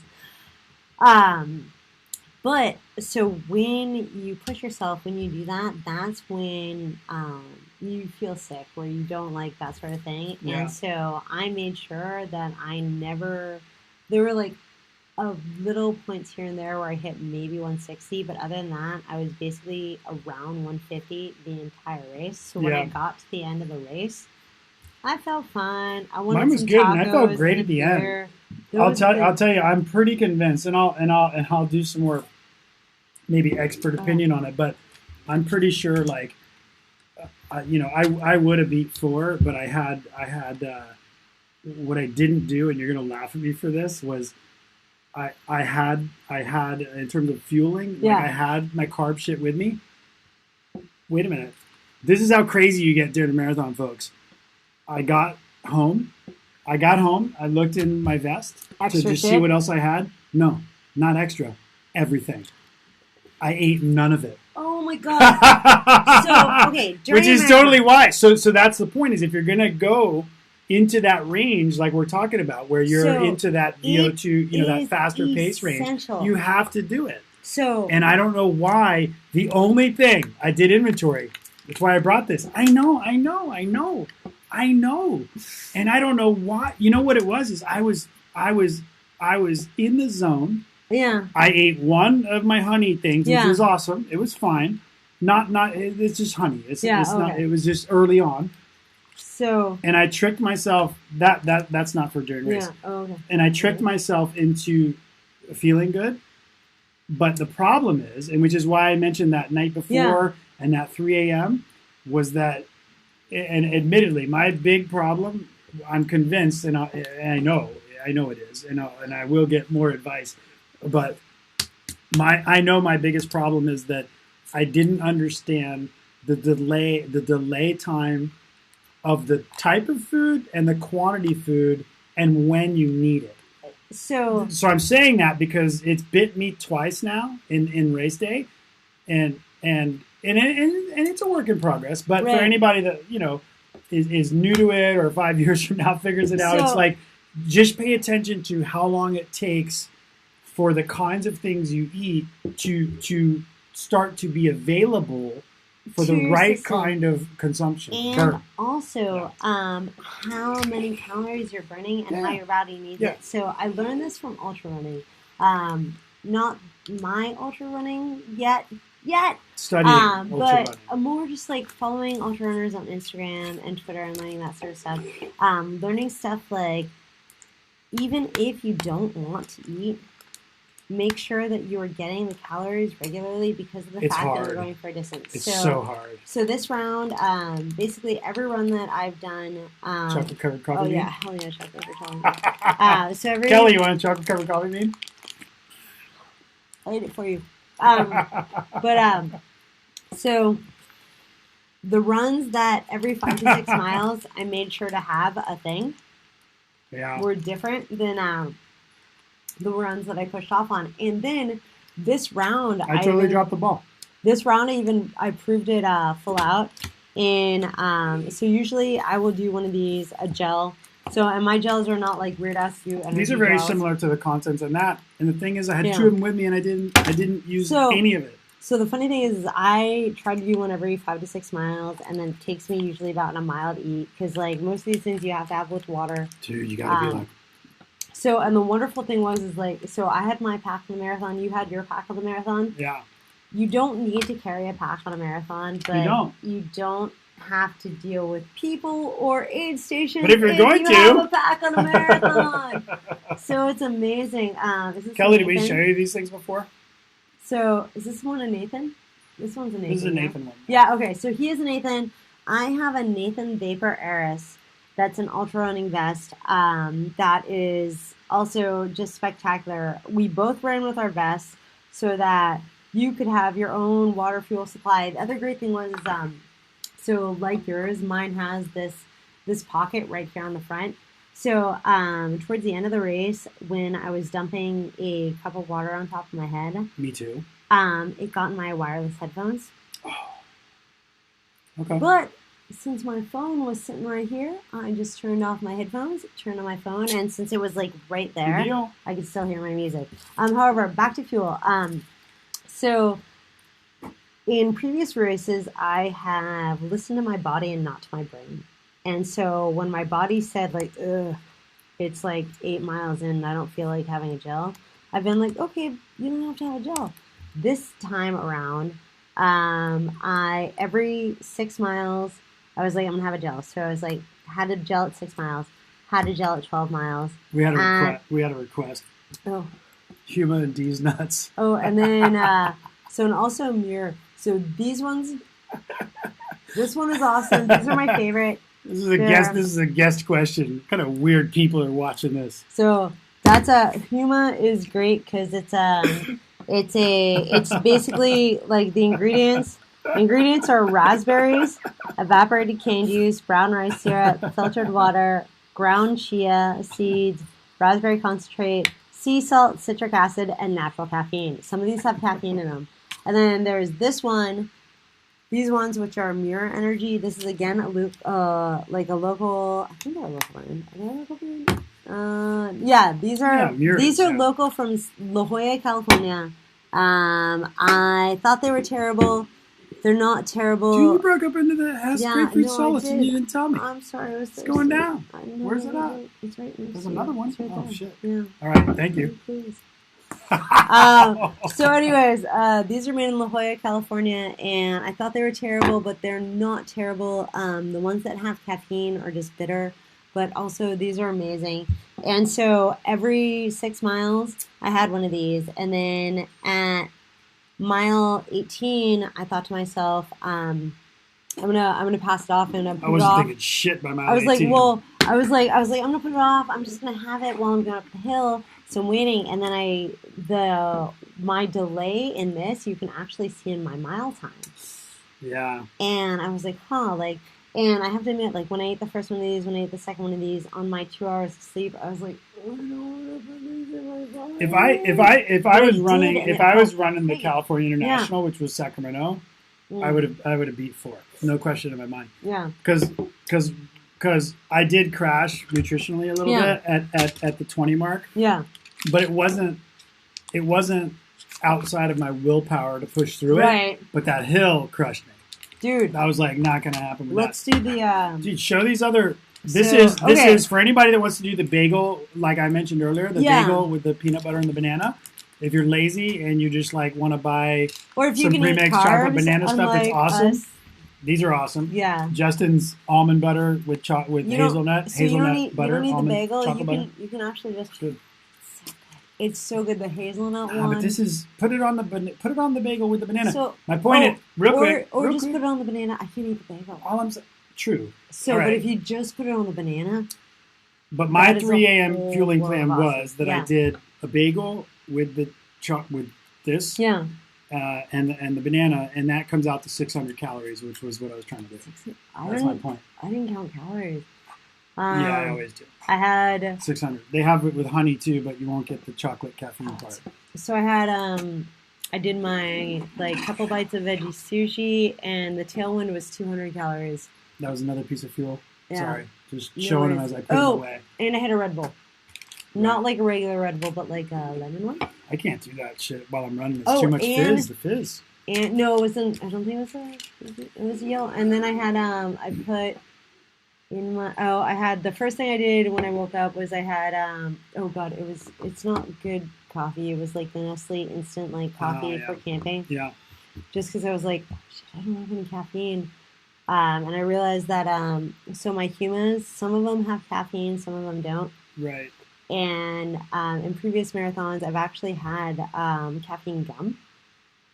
Because there's a weird thing where when you get to, 25 miles, where you're like, I just need a little... Yeah, there's a biological thing that happens with the caffeine. That's why I did eat these, and that I will say it did help. So I felt that difference. These are chocolate-covered coffee beans, and I took like 10 of them with me, and I ate a few.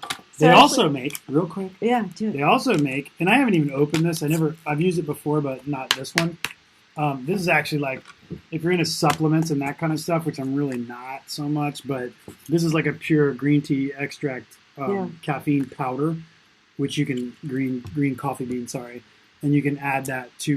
green coffee bean, right. Yeah, you can add, Does it taste weird? Have you tried it? You don't even taste it. Oh, you can add it. It's tiny bitter taste, but if you put it in like whatever your electrolyte beverage is, you don't really notice it. I actually had, so my friend who gave me a ride to the marathon knew that I only slept 2 hours, and he gave me Adderall, and because I was like, I don't have any caffeine. Well, Adderall's a new entry into running distance training. So the great thing is so my running vest has a little pouch that you're supposed to be able to put your like electrolyte tablets in.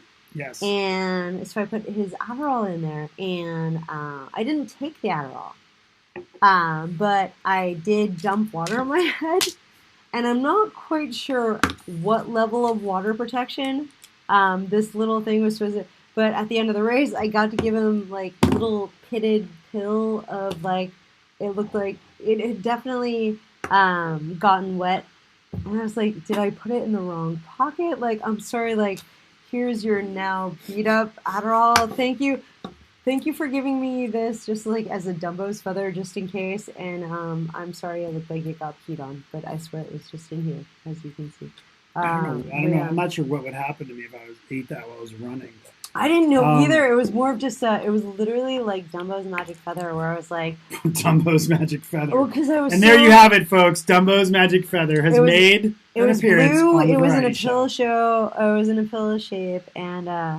yeah, I just put it in here, right here, just in case. I was like, if I need it, but I never use it, and instead it just got wet. All right, well, we did some hydration. No, that's out of here. We did some hydration. Hold on. One thing. Another thing, this is actually more applicable to Burning Man, to be honest. Gator lights. This is an electrolyte, because we didn't really talk about the electrolyte aspect of hydration. We don't need to get crazy into it. I like it. It's fine. I did pickle juice. It has value. Well, it's fine. It's sodium. Basically, there's like 4 major ones. I won't get them right. I know it's sodium, potassium. I don't know the other. Magnesium. I don't remember the 4th. So if you don't have potassium and magnesium, how about if I just read the back? That's all I'll fucking know. Wait a minute. It's sodium, potassium, magnesium, calcium. Sodium, calcium. I think that's the 4. So otherwise, read up on it and stuff. Muscle cramps, and they are ugly. Yeah, but point was with this, it was great, but you kind of the deal with this recipe wise is you're supposed to put it with Gatorade, and you're gonna laugh at me for this, but I never had a problem with Gatorade, but at the faster pace, I did. So I'm gonna switch it next time. So, but I still love these for Burning Man, because I'll tell you what, you go out and work for 4 or 5 hours in that sun out there, you lose a lot of stuff, and to prevent your ass from dehydrating, and because clearly this is a music podcast, right? so to prevent yourself from losing all your joints, go look up the little Gator lights. You can add them to a 20-ounce Gatorade. Yeah. Don't just snort them or shoot them. Like, add it to a Gatorade. And drink that together, and you're great. At a Burning Man, you're great, and at nighttime you'll feel wonderful because all that's replaced. So you're not a huge pickle juice fan, right? No, I'm fine with So it, but I don't drink 'cause on I had race. I have trouble with the sugar and stuff that's in Gatorade. Yeah, I agree. My I only body do the gets low angry at cal, it. by the way. So yeah, so I think with the low cal I'm okay. I actually did at the end of this race. I was taking so I had my pack on, but I finished my pack, and then I also had I had taken two of those little so you know the hip belts that have the the two 7-ounce containers. So I had a blue container and a green container. Technically, I had two of each. So the blue containers had water in them. The green containers had pickle juice in them. It's like if So- you have multiple containers. So Yeah. except mine aren't cool and squishy like his. So I had a green container that was just a pickle juice container. And then after I started cramping, and so I started drinking the pickle juice, and then I would just keep adding water from the aid stations because my pack was out into the pickle juice container. And then when the pickle juice was out, I started adding I'd go to an aid station, I'd add a Gatorade, and then I'd add water to it. So I had Oh. a little thing so that I was continuing to be able to have hydration. You really Have took pickle electrolytes. juice with you. I froze pickle juice. 2 bottles of I it. thought you were kidding with me that you were going to No, take it with you on the no. race. Oh, that's amazing. No, 'cause well, yeah, It's the I didn't know you were going to it's do the that. shit, man. It's so good. Look it up. So these things, Mm. I do not mind them. They do kind of taste They taste different. bad. You Pickle don't juice like tastes them. so good. Yeah, but I'm going to, Noon. we're going into it. That's Yeah. it. I'm working on these. And these things, have you ever had these, Kelly? Have you ever eaten one of these? Noon? I think grape. I've got all the flavors, but yeah, they're. What happens is you drop these suckers in a Are little they bit. fizzy? Yeah, you What drop them. happens if I put it on my tongue? They're effervescent. No, don't do. Please do not. Maybe should we put this on her tongue on the variety show? Would that be fun? I don't know. Do Like, it. what if you die? What if her head explodes? I don't want to do that. All right. No, it We're not seems going like over it. fun. We'll just act like we're gonna do it. No. Go all Um, rabies style? No. The reason these things fizz for like 2.5 minutes, man. It's Seriously? like crazy. Yeah, they go. So I've never used these. I've never tried these. I don't know what they are. Apparently, it's how they. So- Apparently, it's the effervescent is how it gets into the water properly. I don't know, some bullshit. Like half this stuff, there's I'm not saying these people, whatever, but half this stuff is marketing shit. Half this stuff, you just have to try it and wade through it and try not to spend your life savings doing it. Let's move on to sunblock. So this is hilarious. Kimby wants to move on to sunblock. I do because of the fact that you had made an Instagram post last week where Yeah. you showed all your sunblock. I said, get Kimmy with it. Exactly. And I realized that I didn't own any You know what's not popular on social media? sunblock. Let me just tell you. Generally speaking, Safety? No, generally speaking, anything to do with safety or health that doesn't involve Getting cuteness. fit it's or not popular. having Europe dabs. Or Fitness is very popular if it's hot, If it's like with as dabs in looks. and boobs Yeah. and But if it's the science of bones. it, science is not Yeah. cool on social media. So People don't love it. I am bad with sunblock. I am Italian and Colombian. Did you see my and- post and So use I some? saw that, and then I went to I had a dreadlock appointment on Saturday morning because, as he knows, Because you you guys have don't know. dreadlocks. So no, I maintain other people's dreadlocks. Oh, right. So I was at my client's house for 2 hours on Saturday morning, and I didn't realize that we were outside, and so I got. She's pulling the Oh, sorry. devices. That's Sorry, okay. sorry. Go ahead. Hold on, this way. Other way. So I got gnarly sunburn. You did. It's not too bad. Well, it's not too bad now, but this is from Yeah. Saturday. All right. And so then I realized that on Sunday I was going to be out in the sun for 5 hours. And I Yeah. was like, okay, so I actually had to go out and buy sunblock on Saturday afternoon to make sure that I wasn't all mucked up. And then I put sunblock on my face, but I didn't account for sweating or constantly splashing water on my face or that sort of thing. This stuff handles that Yeah, I for 2 to 4 hours. didn't buy. What It kind was did you use? I don't know. I sent a friend. A friend had to stop at a store. That's and good shit. I'm like, hey, while you're at the store, can you grab me some sunblock? That was not. There is what little bit I know about sunblock, and I've just Yeah. whatever same kind of reading, and it's by Oh, is what this works for me. SPF 50? I think mine was 30 Yeah. So or what 15. what I or- understand is really important. Yeah. A lot like Am I super good? no, you're good. a lot like if you, for example, if you drink tequila and you go watch the Tequila Variety Show episode, you'll understand that unless it says 100% agave on the bottle, throw that shit out. So, very similar with sunblock. Unless it says UVA, UVB protection on the bottle, throw that shit out. It's for something else. It's for tanning or it's some other marketing shit. Usually I don't use anything. But that's something that you can go look at all the FDA and government shit. So you're wonderfully pale. Yeah. I'm wonderfully brown-ish. What do you think, Kelly? Please weigh in. Who's browner and paler? But like I don't. So here's the thing: is like I don't use sunblock. She doesn't even care anymore. Yeah, no, she's even up on us. It's midnight. I care. Kelly's like, whatever, dude.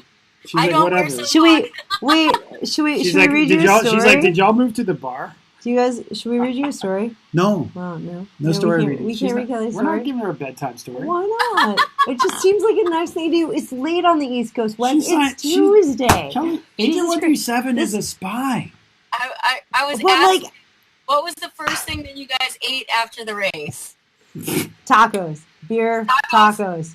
I got my parents to take me. I walked from the end of the race to the waterfront, and then I made my dad walk with me from the waterfront down to Seaport Village so I could get tacos at Puesta. I ate a cupcake. He was like, I'm on a mission for cupcakes and gummy bears. I had tacos and alcohol. Oh, let me tell you. That were expensive. Let me tell you, that I would not pay for. Let me tell you what because they're awesome. Here's one of the fun things about when you're done with a marathon, if you don't give a shit about the nutrition part afterward, is I'll tell you what I ate. I'm just going to pull this from memory, but I'm pretty sure this is pretty close. So, 2 cupcakes. Where do you find cupcakes? I ate 2 watermelon popsicles. How'd you get popsicles? I ate 2 of those orange creamsicles. What creamsicles? They were great. Where did you? I ate a banana. I did not even get a banana. Let me keep going. I'm jealous. I ate an orange. I need more fingers for this. I'm telling you, it's coming. I ate an orange. And then I was like, dude, I'm kind of like I was looking at like my food intake. And I was like, I need to eat more. I ate a Marie. I ate a Marie Callender's chicken pot pie. Bomb. There's nothing about that I can eat. So I went to Mr. Moto's and got a slice of pizza. I don't know, Mr. I went down to Boardwalk sandwich shop right down here. Roast beef sandwich with avocado, mayo, jalapenos, Brussels sprouts. I walked Dijon mustard. Brussels sprouts. That's threw in a bag of sriracha honey kettle chips. Yep. Looked at my like food intake for the day. I was like, dude, you still good. got 1,800 to go. That was the thing. Went down to Gelson's, got some orange Chinese chicken off the food bar, cup of rice, basmati with lots of butter. Went down the aisle with all the sugary drinks. I was like, I love that like that Italian limonada and grapefruit like version of that shit. Yeah. Oh. I was like, 34 grams of sugar, no problem. You're like, I got this. It's cool. Killed that. Had like 1,000 to go. Got a little, like 4 ounces of tri-tip from the carvery. Dude, drank some almond milk. Both vanilla and coconut flavored. Oh, look at you. Yeah. Had one of those hazelnut Justin's things because I was still a little hungry. You thought I was sleeping, I know. Yeah. That was the thing, like... And I crushed 3.5 ounces of gummy bears. That was the bedtime snack. See, I went straight from the race to beer, to tacos, to mezcal, then we went to go home, and on the way home, I was like, I feel like I'm hungry again. And so we stopped, and we got beer and ice cream, and then I had some more beer, and I was like, I'm hungry, but I don't want, like, ice cream hungry. So then I ordered gluten-free pizza. It's crazy. You can't and then stop I ate pizza, and then I ate ice cream while drinking beer, and then I fell asleep, and then I woke up in the morning, and I was like, I'm hungry. But, okay, that's not really different than most mornings, but I was hungrier. I was hungrier.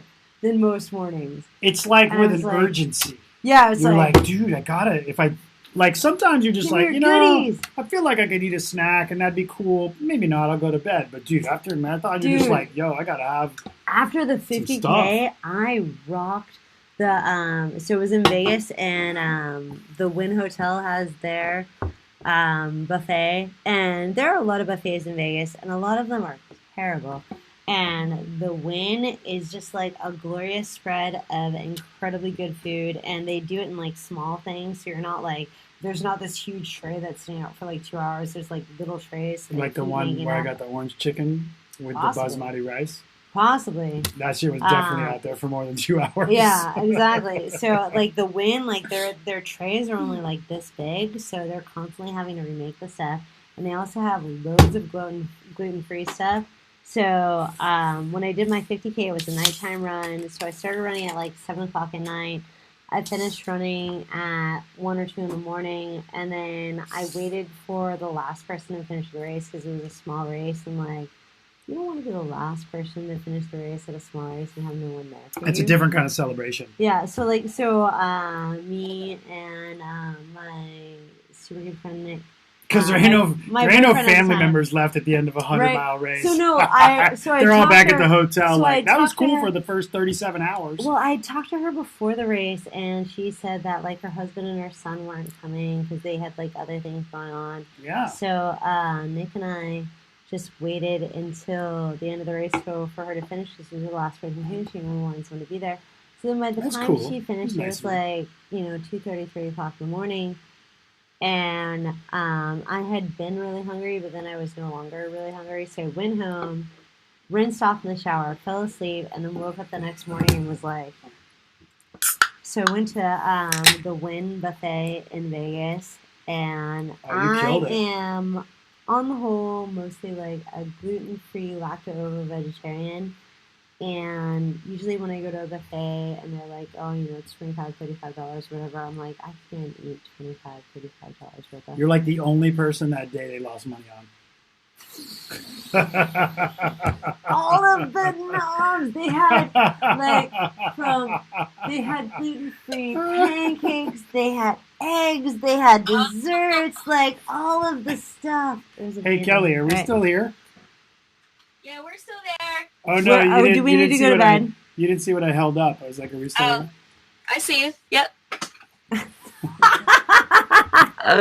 Should we go to bed? Should we let New these levels. people- Last couple things. Last Okay. few things on the Right. running tip. What are these? Ibuprofen is awesome if you're not allergic to them or have some reaction. What's it for? After the race, 2 ibuprofen, What's it sweet, for? because your muscles What's it don't do? hurt as bad.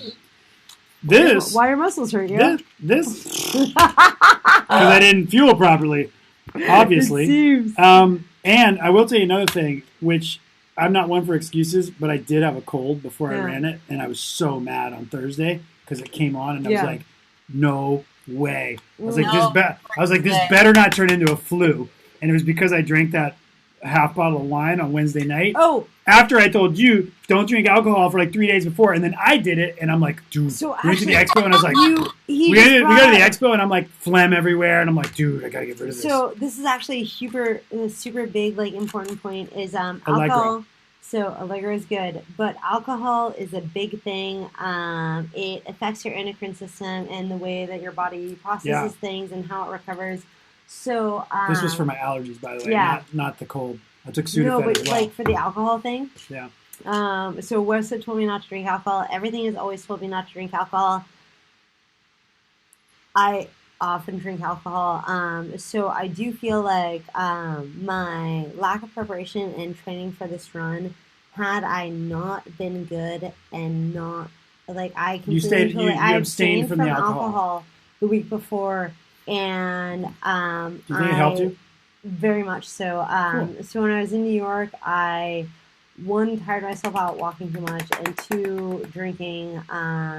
My Vegas one I drank. My Sacramento one I drank too. But like, I do feel like if I had done the lack of training that I did, and I had had I had Might have been a bad increased- recipe. it would not have worked out as well as it did. So This one, my time wasn't great, but I trained It was really above hard. average. Well, so That's I nice. trained really hard for the New York Marathon, Mm. and that's a harder race. Yeah. And I hit about the same. And this one, I just I didn't even try on that hill. So I I very neither. much I was right think- there with you. I was like, I was like, nah, I'm not there's doing no it. one. And that's another thing that my interest in ultra running has taught me is you conserve energy when you can. So if you're doing an ultra run, you're doing a 50-mile run, it's okay to get to a hill and to power walk it because you know you have 23 miles to go. So That's a good, it's a good point. Yeah, so I was just like, no, man, I don't want to get to the end of this run and to feel sick to my stomach. I knew that for the first time ever, my parents were supporting me. That was awesome. No, not that my parents were supporting me. Well, they were my there. parents were there. Yeah, they were there. Because this is the first race that I've ever done in San Diego. Yeah. And so I didn't want to get to the end of the race and be like, oh. That's how I looked at 20.5. Oh, so this I race, literally thought because Kimby, I never hit the wall like people talk about it, and I got to tell you, and I went. It was enough to where I've heard about it forever, but I never hit it in any of my other races. And I'm telling you now, I know what it is for sure. Because when I got to 20.5, I was with the 355 group the whole time until then. Just killing it. And I was like, my thing to myself was, I don't know, I'd never done that before. I trained for it, but I was like, I don't know how long this will last or what'll happen, when I get in that area. So I was like, I'm just going to commit to myself that I am going to stick with these guys till 20. And then whatever happens after that, I'm okay with it. It was basically what I said to myself. And we got to 20.5. And it was the weirdest thing. I was kind of like, what is happening to me? That's really what I was thinking. What was happening to me? And I was like, I feel dizzy. I feel like I'm crashing, physically. I didn't feel like throwing up yet, but I was just kind of I do feel dizzy. I feel wobbly, and I thought, should I stop? And then I thought, no, let's just see what happens, because I thought you kind of think through what's going on with everything. Right. And I thought, okay, it's heart an rate's good, no of, problems. this is I was alright, legs feel great, knees, legs, everything's good, kind of working up. And I was like, this is all in my head and stomach.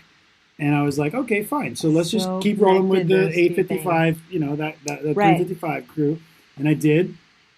And then, after that period of about a half a mile, that's when I hit what I later read more about in terms of the people's real descriptions, not just the theoretical wall, but people's real descriptions. Yeah, and so it eats really quick on whatever's left in your blood. And then when that's gone, you dump.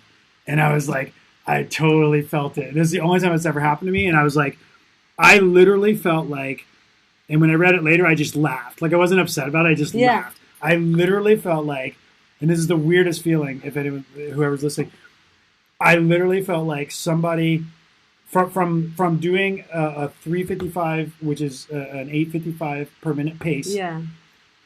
I came down to an 11-minute, literally in 15 seconds, and I felt like somebody had put my feet in sand. Oh, it's like the dream. And mentally, I was like, I'm going to pick them up. And I couldn't do it. The dream. I simply couldn't do it. Yeah. And that was the weirdest feeling. I didn't feel any worse. In fact, I felt better than when the first little, the little sort of 30-second thing happened. Kicked in. I felt way better. I didn't feel nauseous or anything. But my legs were just no matter what I tried to pick them up, it wasn't any kind of calf or cramps, none of that. It was heavy. None of that. I think my electrolytes and stuff were okay, but it was just they were in mud.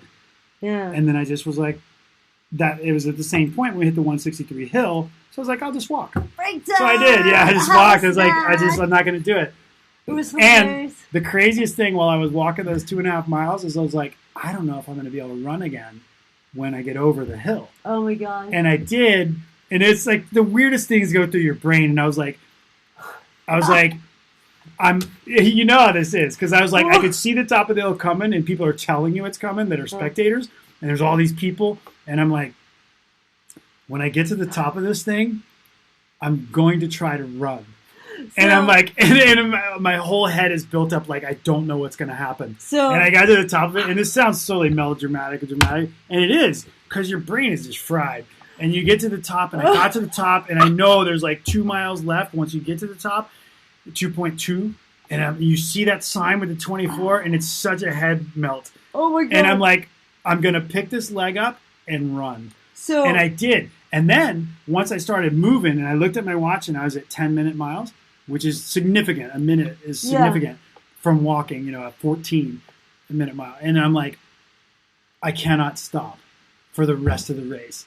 And I did, and then it all goes out the window, and you just see people, and there's like someone runs faster because they're trying to put the last bit of energy out, and you're like, dude, I got to do this. And you see a guy with a sign, you're like, I'm going to do it, and there's someone cheering, and you see like the 6th high school cheerleader squad that's got pom poms, and you're like, dude, I got this, and you're just like, yeah, and then you're just like, am I there yet? And then it's like you see the 25 sign, and then you like get to. You think it's 25.5, you're looking at your watch, and then you're like, I got it to 26. And then they put and you're like, apart. Jesus, this 0.2 is they're lying. And you start telling yourself, you look at your watch, and you're like, dude, this is bullshit. This course is wrong. Oh my God. They don't have it mapped right. I'm going to tell them when I get to the end, and I'm going to post on the Rock and Roll Marathon website that their mile markers are in the wrong place. You're just swearing about everything. No, so and then you turn that corner, and it's like 0.2, and you see the little thing, and then there's like some smart-ass commentator that's like, and here comes Get Some, because that's what was on my badge.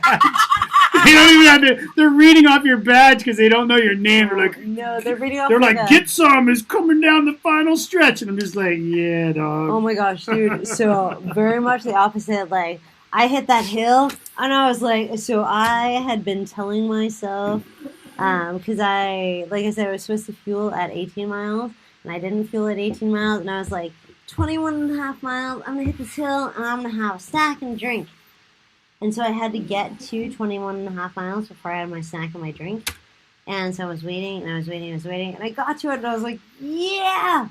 And so, like, I'm having my snack and my drink, and I'm waiting, and I'm going up the hill, and I'm dancing and listening to music, and I was like, once I get to the top of the hill, I'm going to cruise down this hill. Do you remember what song was on at this time? I don't, but I might be able to know. Okay. I know that when I got to the very very top of the hill. You're the best. Oh. No.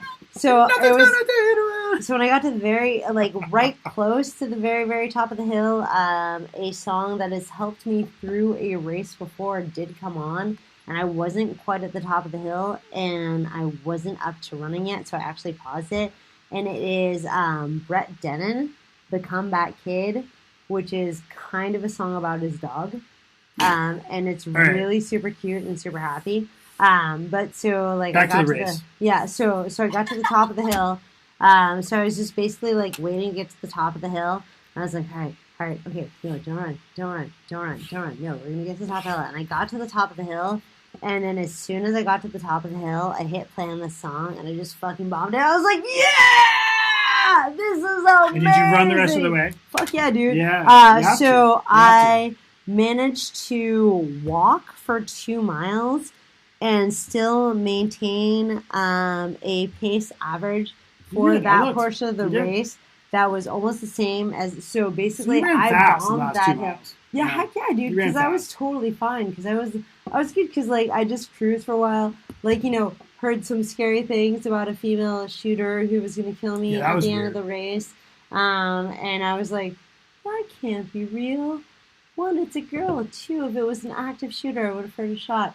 So I just continued up the way without thinking it was a big deal. And then actually when, I don't think we've talked about this yet. Light it up. So when Wes was already completed with his race, and I was getting up to, I was about a quarter mile away from the finish line. Oh yeah, this is the shooter part. This is the active shooter. So when I was about a quarter mile away from the finish line, I came up to an intersection where I was supposed to turn one way and go to the finish line. And instead, the road was completely and totally blocked off. When we were coming up the 163, there were emergency sirens, there were police, there were like people hauling it up the hill. And all of us who were running up the 163, the highway that was closed off on the one side so that we can run it, were just like, what the hell is going on? And so some of the runners that I was nearby, their phones were going off. And one of the guys was just like, guys, there's a shooter, there's an active shooter, the race is over. And there were definitely some people who were trying to make it up a hill or like 25 I'm like on my couch at this point. yeah, so this is, it was maybe, 20 or, no, it was maybe like 30, 45 minutes before I finished. So it would have been like 15 minutes or so after you finished. Yeah. And so, people are like, oh, well, there's an active shooter, the race is done. And so they're like stopping running. And I'm like, if there's an active shooter that is something that I should be concerned about, I would have heard a shot. I don't know what's going on, but I also know that there is nothing around us. Like, there weren't any bridges. There's literally, like, there's no cops around us. So I know that where we're running is safe and okay. So I'm like, I'm just going to keep running. So I keep running up, and where we were supposed to turn to go down to the finish line, suddenly we were being detoured. And myself and all of the other runners that were about 20 or 30 minutes ahead of me were detoured into a park. We were detoured into this park, and we were basically told, the race is over, please sit down, there's a dangerous situation, please stay here. That had to be freaky. And a little bit. So it was a lot freaky, just because of the things that have happened in schools lately, what had happened in the Boston Marathon. I was just like, 5 years. Holy crap, like, Yeah. our society has gone a little out of control. I've never actually been involved in well, actually there was a girl that was happening in school when I was a kid, but it was a different, Bring it back. it was a different era. And it wasn't as scary as this. And so we got pulled off. And the cool thing is that it seems that possibly from when they decided that the race was over and all of us were sitting in the park, they stopped our chips. They must have, because your They time must have. didn't get in. So, and the reason I know changed. that is because I've got my Yeah, my I know. fancy I know, fancy because I watch. saw your finished time was at like noon. So here's the thing: is they told me that I wasn't, like, when they stopped us, it was 25 something, Mhm. and I was like, I'm not putting it short. Come on, like, I almost Right. made it. Like, You were so close. So Yeah, at that point. so when they stopped us, I stopped my watch. Yeah. And just so at least I had somewhat of an accurate representation of what was going on. And then I sat there for about 10, 15 minutes, or no, maybe about 10 minutes or so. And then they let us continue, and then I restarted my watch, and my watch time and my badge time are incredibly close. So I know that they stopped the time and started again. But yeah, it was a really scary situation. It was one of those things where you're like, this isn't real, and then you're like, oh, this is America, and you're like, oh, this is shit.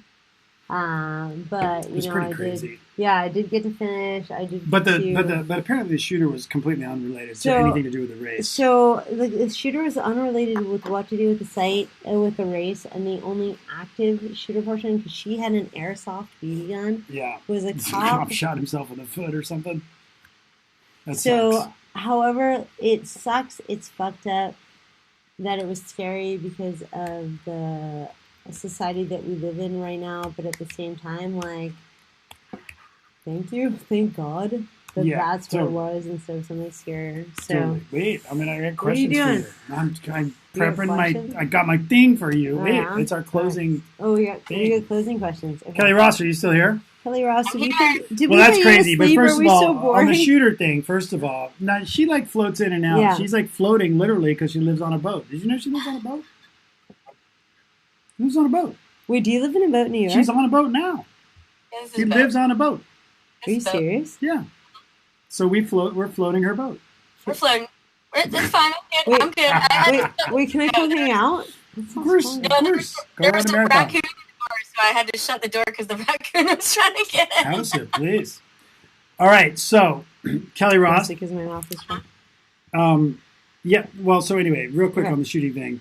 Crazy stuff. Didn't die. Everyone's Didn't okay. Die. High five. Wasn't related. Good job. Nobody died. I finished before. Had no idea. I'm already on the couch at home. I I've finished midway. done Totally all my confused. sitting in ice in the Got bathtub. tequila and tacos afterwards. I'm on the couch. I'm in the middle of that Yeah. eating spree, Yeah. and then you text me and you're like, shooting. I'm like, what?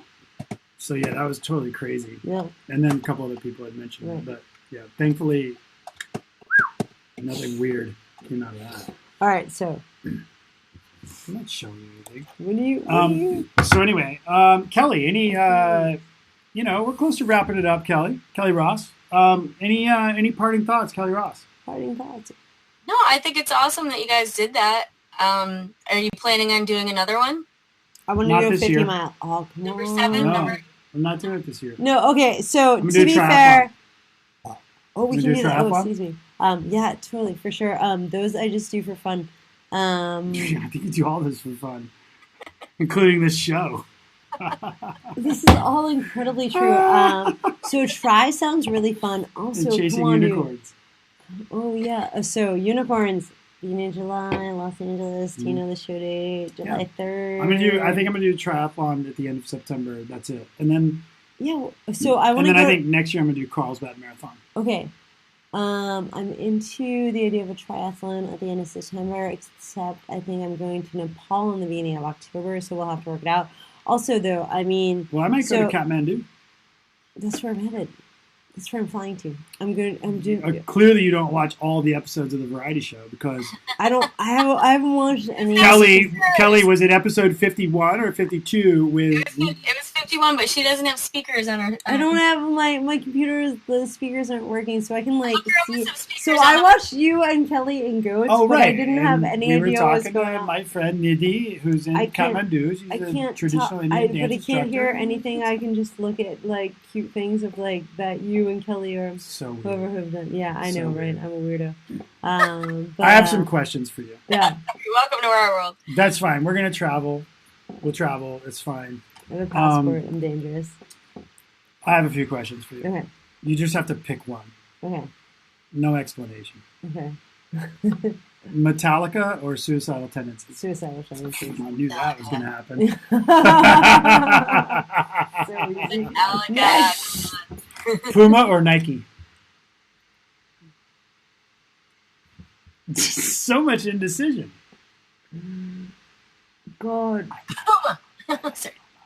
I like so as a company I like Puma, but as of like some products that have served me well have been Nike, but like as an attitude and as a company I like Puma. Yeah, me So I go too. with that. Good choice. We're talking hydration. Nathan or Camelback? Nathan, Easy. not even a Wow, yeah. Nathan's right up there with Nathan's suicidal amazing, tendencies. I yeah. love the connections, great synapses. Garmin or Polar? Polar. Oh, shit! Polar. I almost Holy caught you off shit. on that. I like Garmin. No. So You might no. convert me to Polar. Polar for sure. All right, last one Yeah. for the day, Let's screw that up. and then we're gonna Yeah. get out of here. Tequila or mezcal? Oh, mezcal. Damn it! You and your like, don't jump to the gun. It's just the way it works sometimes. All right. So Kelly yes, Ross. Polar mezcal. Wait, any parting thoughts? Kelly, from our you're wonderful amazing. guest? Thank you for the knock jokes. Kimby I Rainbo. really appreciate it. Also, I've never been on camera before, and so Except It's for the awesome. porn days, we already talked about that. right, yeah, I know. Gosh, I mean, Sorry. go ahead. Sorry, Mom. no, yeah. So I'm just kidding. there was a joke Yeah. about that. It was a joke from earlier today. Yeah. Yeah, it's Fantastic. awesome. So next time we do a show is going to be after Wes and I have run our first 50 miler. It's probably going to be on the PCT. So let's however, not limit Hold the on. next show to that. Hold on. because that could like, take a fucking can while. I just want to, so the first Yeah, time please. I said, do you want to run another marathon with me? Do you want to run an ultra with me? You're like, no. And then this year you hit me up Toronto Marathon. It's true. It's true. So I mean, they're tough. They're I tough. got my little fingers crossed. I have some ideas that maybe I can waggle you into, but maybe. so it might not be that long till we have another show. I but mean, at I the never same say time, never. I never say never to I stuff, might- but I gotta. I Yeah. might wiggle you into something even earlier just for the fun of it. So I'll go 99% against something and hang out there for a yay! while. And then that freaking 0.01%, that's where It the could happen. magical It could ones happen. live. It could So, totally happen. All right, cheers. All right, Kelly well, awesome. Ross, it was Kelly, amazing to meet she's back. you. She brought the cat. Kelly, Oh my please gosh. introduce the cat. This is the new cat. This is a new cat? Yeah, this is What's the kitty's name? This is the base Hector, not replacement. Base but- Hector? No, base Hector passed away. No, that's Sweet Pea. This is Yeah, Sweet Pea. this is Big Sweet Hector was my old cat. Oh, Base Hector was old school. He was 21 years old, and he was on all of the shows until like 42. He was killing it till like 42. holy Yeah, crap. That's an old kitty it was cat. really cool. Right on. We bring our pets on. We bring everything on here. God, like I could have saved time. If I could have come here straight with fudge, then I wouldn't have had to go to Straight my with house. fudge. Right. I'm telling you, that's why I was like, All right, when you next said you were time. going to drop the dog off, I was Well, like, just I bring him. didn't know. No, you didn't. Did you? I don't think I did say Okay. it. All right, next time. I Next might time, not have said it. Next time Fudge can be here. The problem is that Wes. That's one of the reasons Kelly's here, to make sure that So- the shit I say is not incorrect. So, but the problem is like he is just like so charming and dashing and handsome that like What we've kind been of trying to dog have a conversation and We would be over there. like no. We would need a one third cares. camera. So he's a mutt. He is part Pharaoh Hound and part Australian cattle dog. But here's the thing: is he's just like a dashing and good-looking dog. He's not like necessarily super cute, but he's just like one of those dogs where like, oh God, that dog is cool. Like I just want to hang out with the dog. I want to be friends with the dog. And so if Wes and I were talking, It's like no Ernie. one would even care because everyone would just be paying attention to him. But Yeah, anyways, good Kelly, We'll bring him on. We'll bring Kelly, him I on. think it's past your bedtime. I think that See, Like she's- you. that has been the story of her life every other Wednesday for the last 2 years. She's like, This is what happens when she's like, this is awesome complete bullshit on a Wednesday. when awesome East Coast people move out to the West Coast and then like hang on to our favorite East Coast people. You end up here. Yeah. Also, this guy's weird. That's it. Hey, friends, I tell you what. Hey, friends, thanks for listening. Yo, Thanks friends. for watching. I think they're yo friends. Are they yo friends? Come, they are yo friends. Yeah, your friend. Come hang out at one of the shows we talked about. Whether come to Canada, come to Orlando, Come to Orlando. Contact, Wait. come to Genus Loki. 4 Tonight, different are we- parties are we over the possibly- summer. We might be going out. We're going to a bar across the street for Oh, yeah. starters. But we may go to Blonde. Do you want to go to Techno Blonde. Tuesday? Yeah, we may go to Blonde. So, Techno Tuesday. Techno Tuesday is an event that's going on in San Diego tonight that is held by the people who are throwing contact. Native Alien. Yeah. So it's Native Alien, it's Alien Tom and Red Sonia, Sonja. Red Yeah. Sonia. That's happening at Blonde We've had them tonight. on here before, too. They're amazing. I've loved them since I think I met them in 2011 or 2012 or whatever. And both as music and people, they're just like, They're awesome. so they're doing Techno Tuesday tonight Michael? at Blonde. It's fucking. It's pretty oh, close. sorry. It's not Mom. that early. Uh, PG went out the window about 5 minutes in. dude, I don't. Even Wes said it. I'm not really good at PG, but at the same time, I took out work tomorrow, and you're you. It's not. Yeah, So we can make- I I'm going think to we can Mexico make it tomorrow. one. That's what Yeah. I am. You're going. You're going. Hey, Kelly. Huh? I am so stoked that you love the purple border. I'm so stoked to meet you. Thanks for telling me We're- knock knock we're- jokes, so I wasn't we're- super scared of the world. Hey, everybody, we are so getting out of here. Whatever it is you're doing that has got you still watching this, go binge on some Netflix documentaries. Love you. Or if you go anywhere to drink, take a Lyft or an Uber because Stay they're class- amazing. Just stay classy, yo. Stay You got classy, it? yo. Stay classy, right yo. Stay Stay classy, classy, yo. Stay classy, yo. Will Smith, yo. Peace out.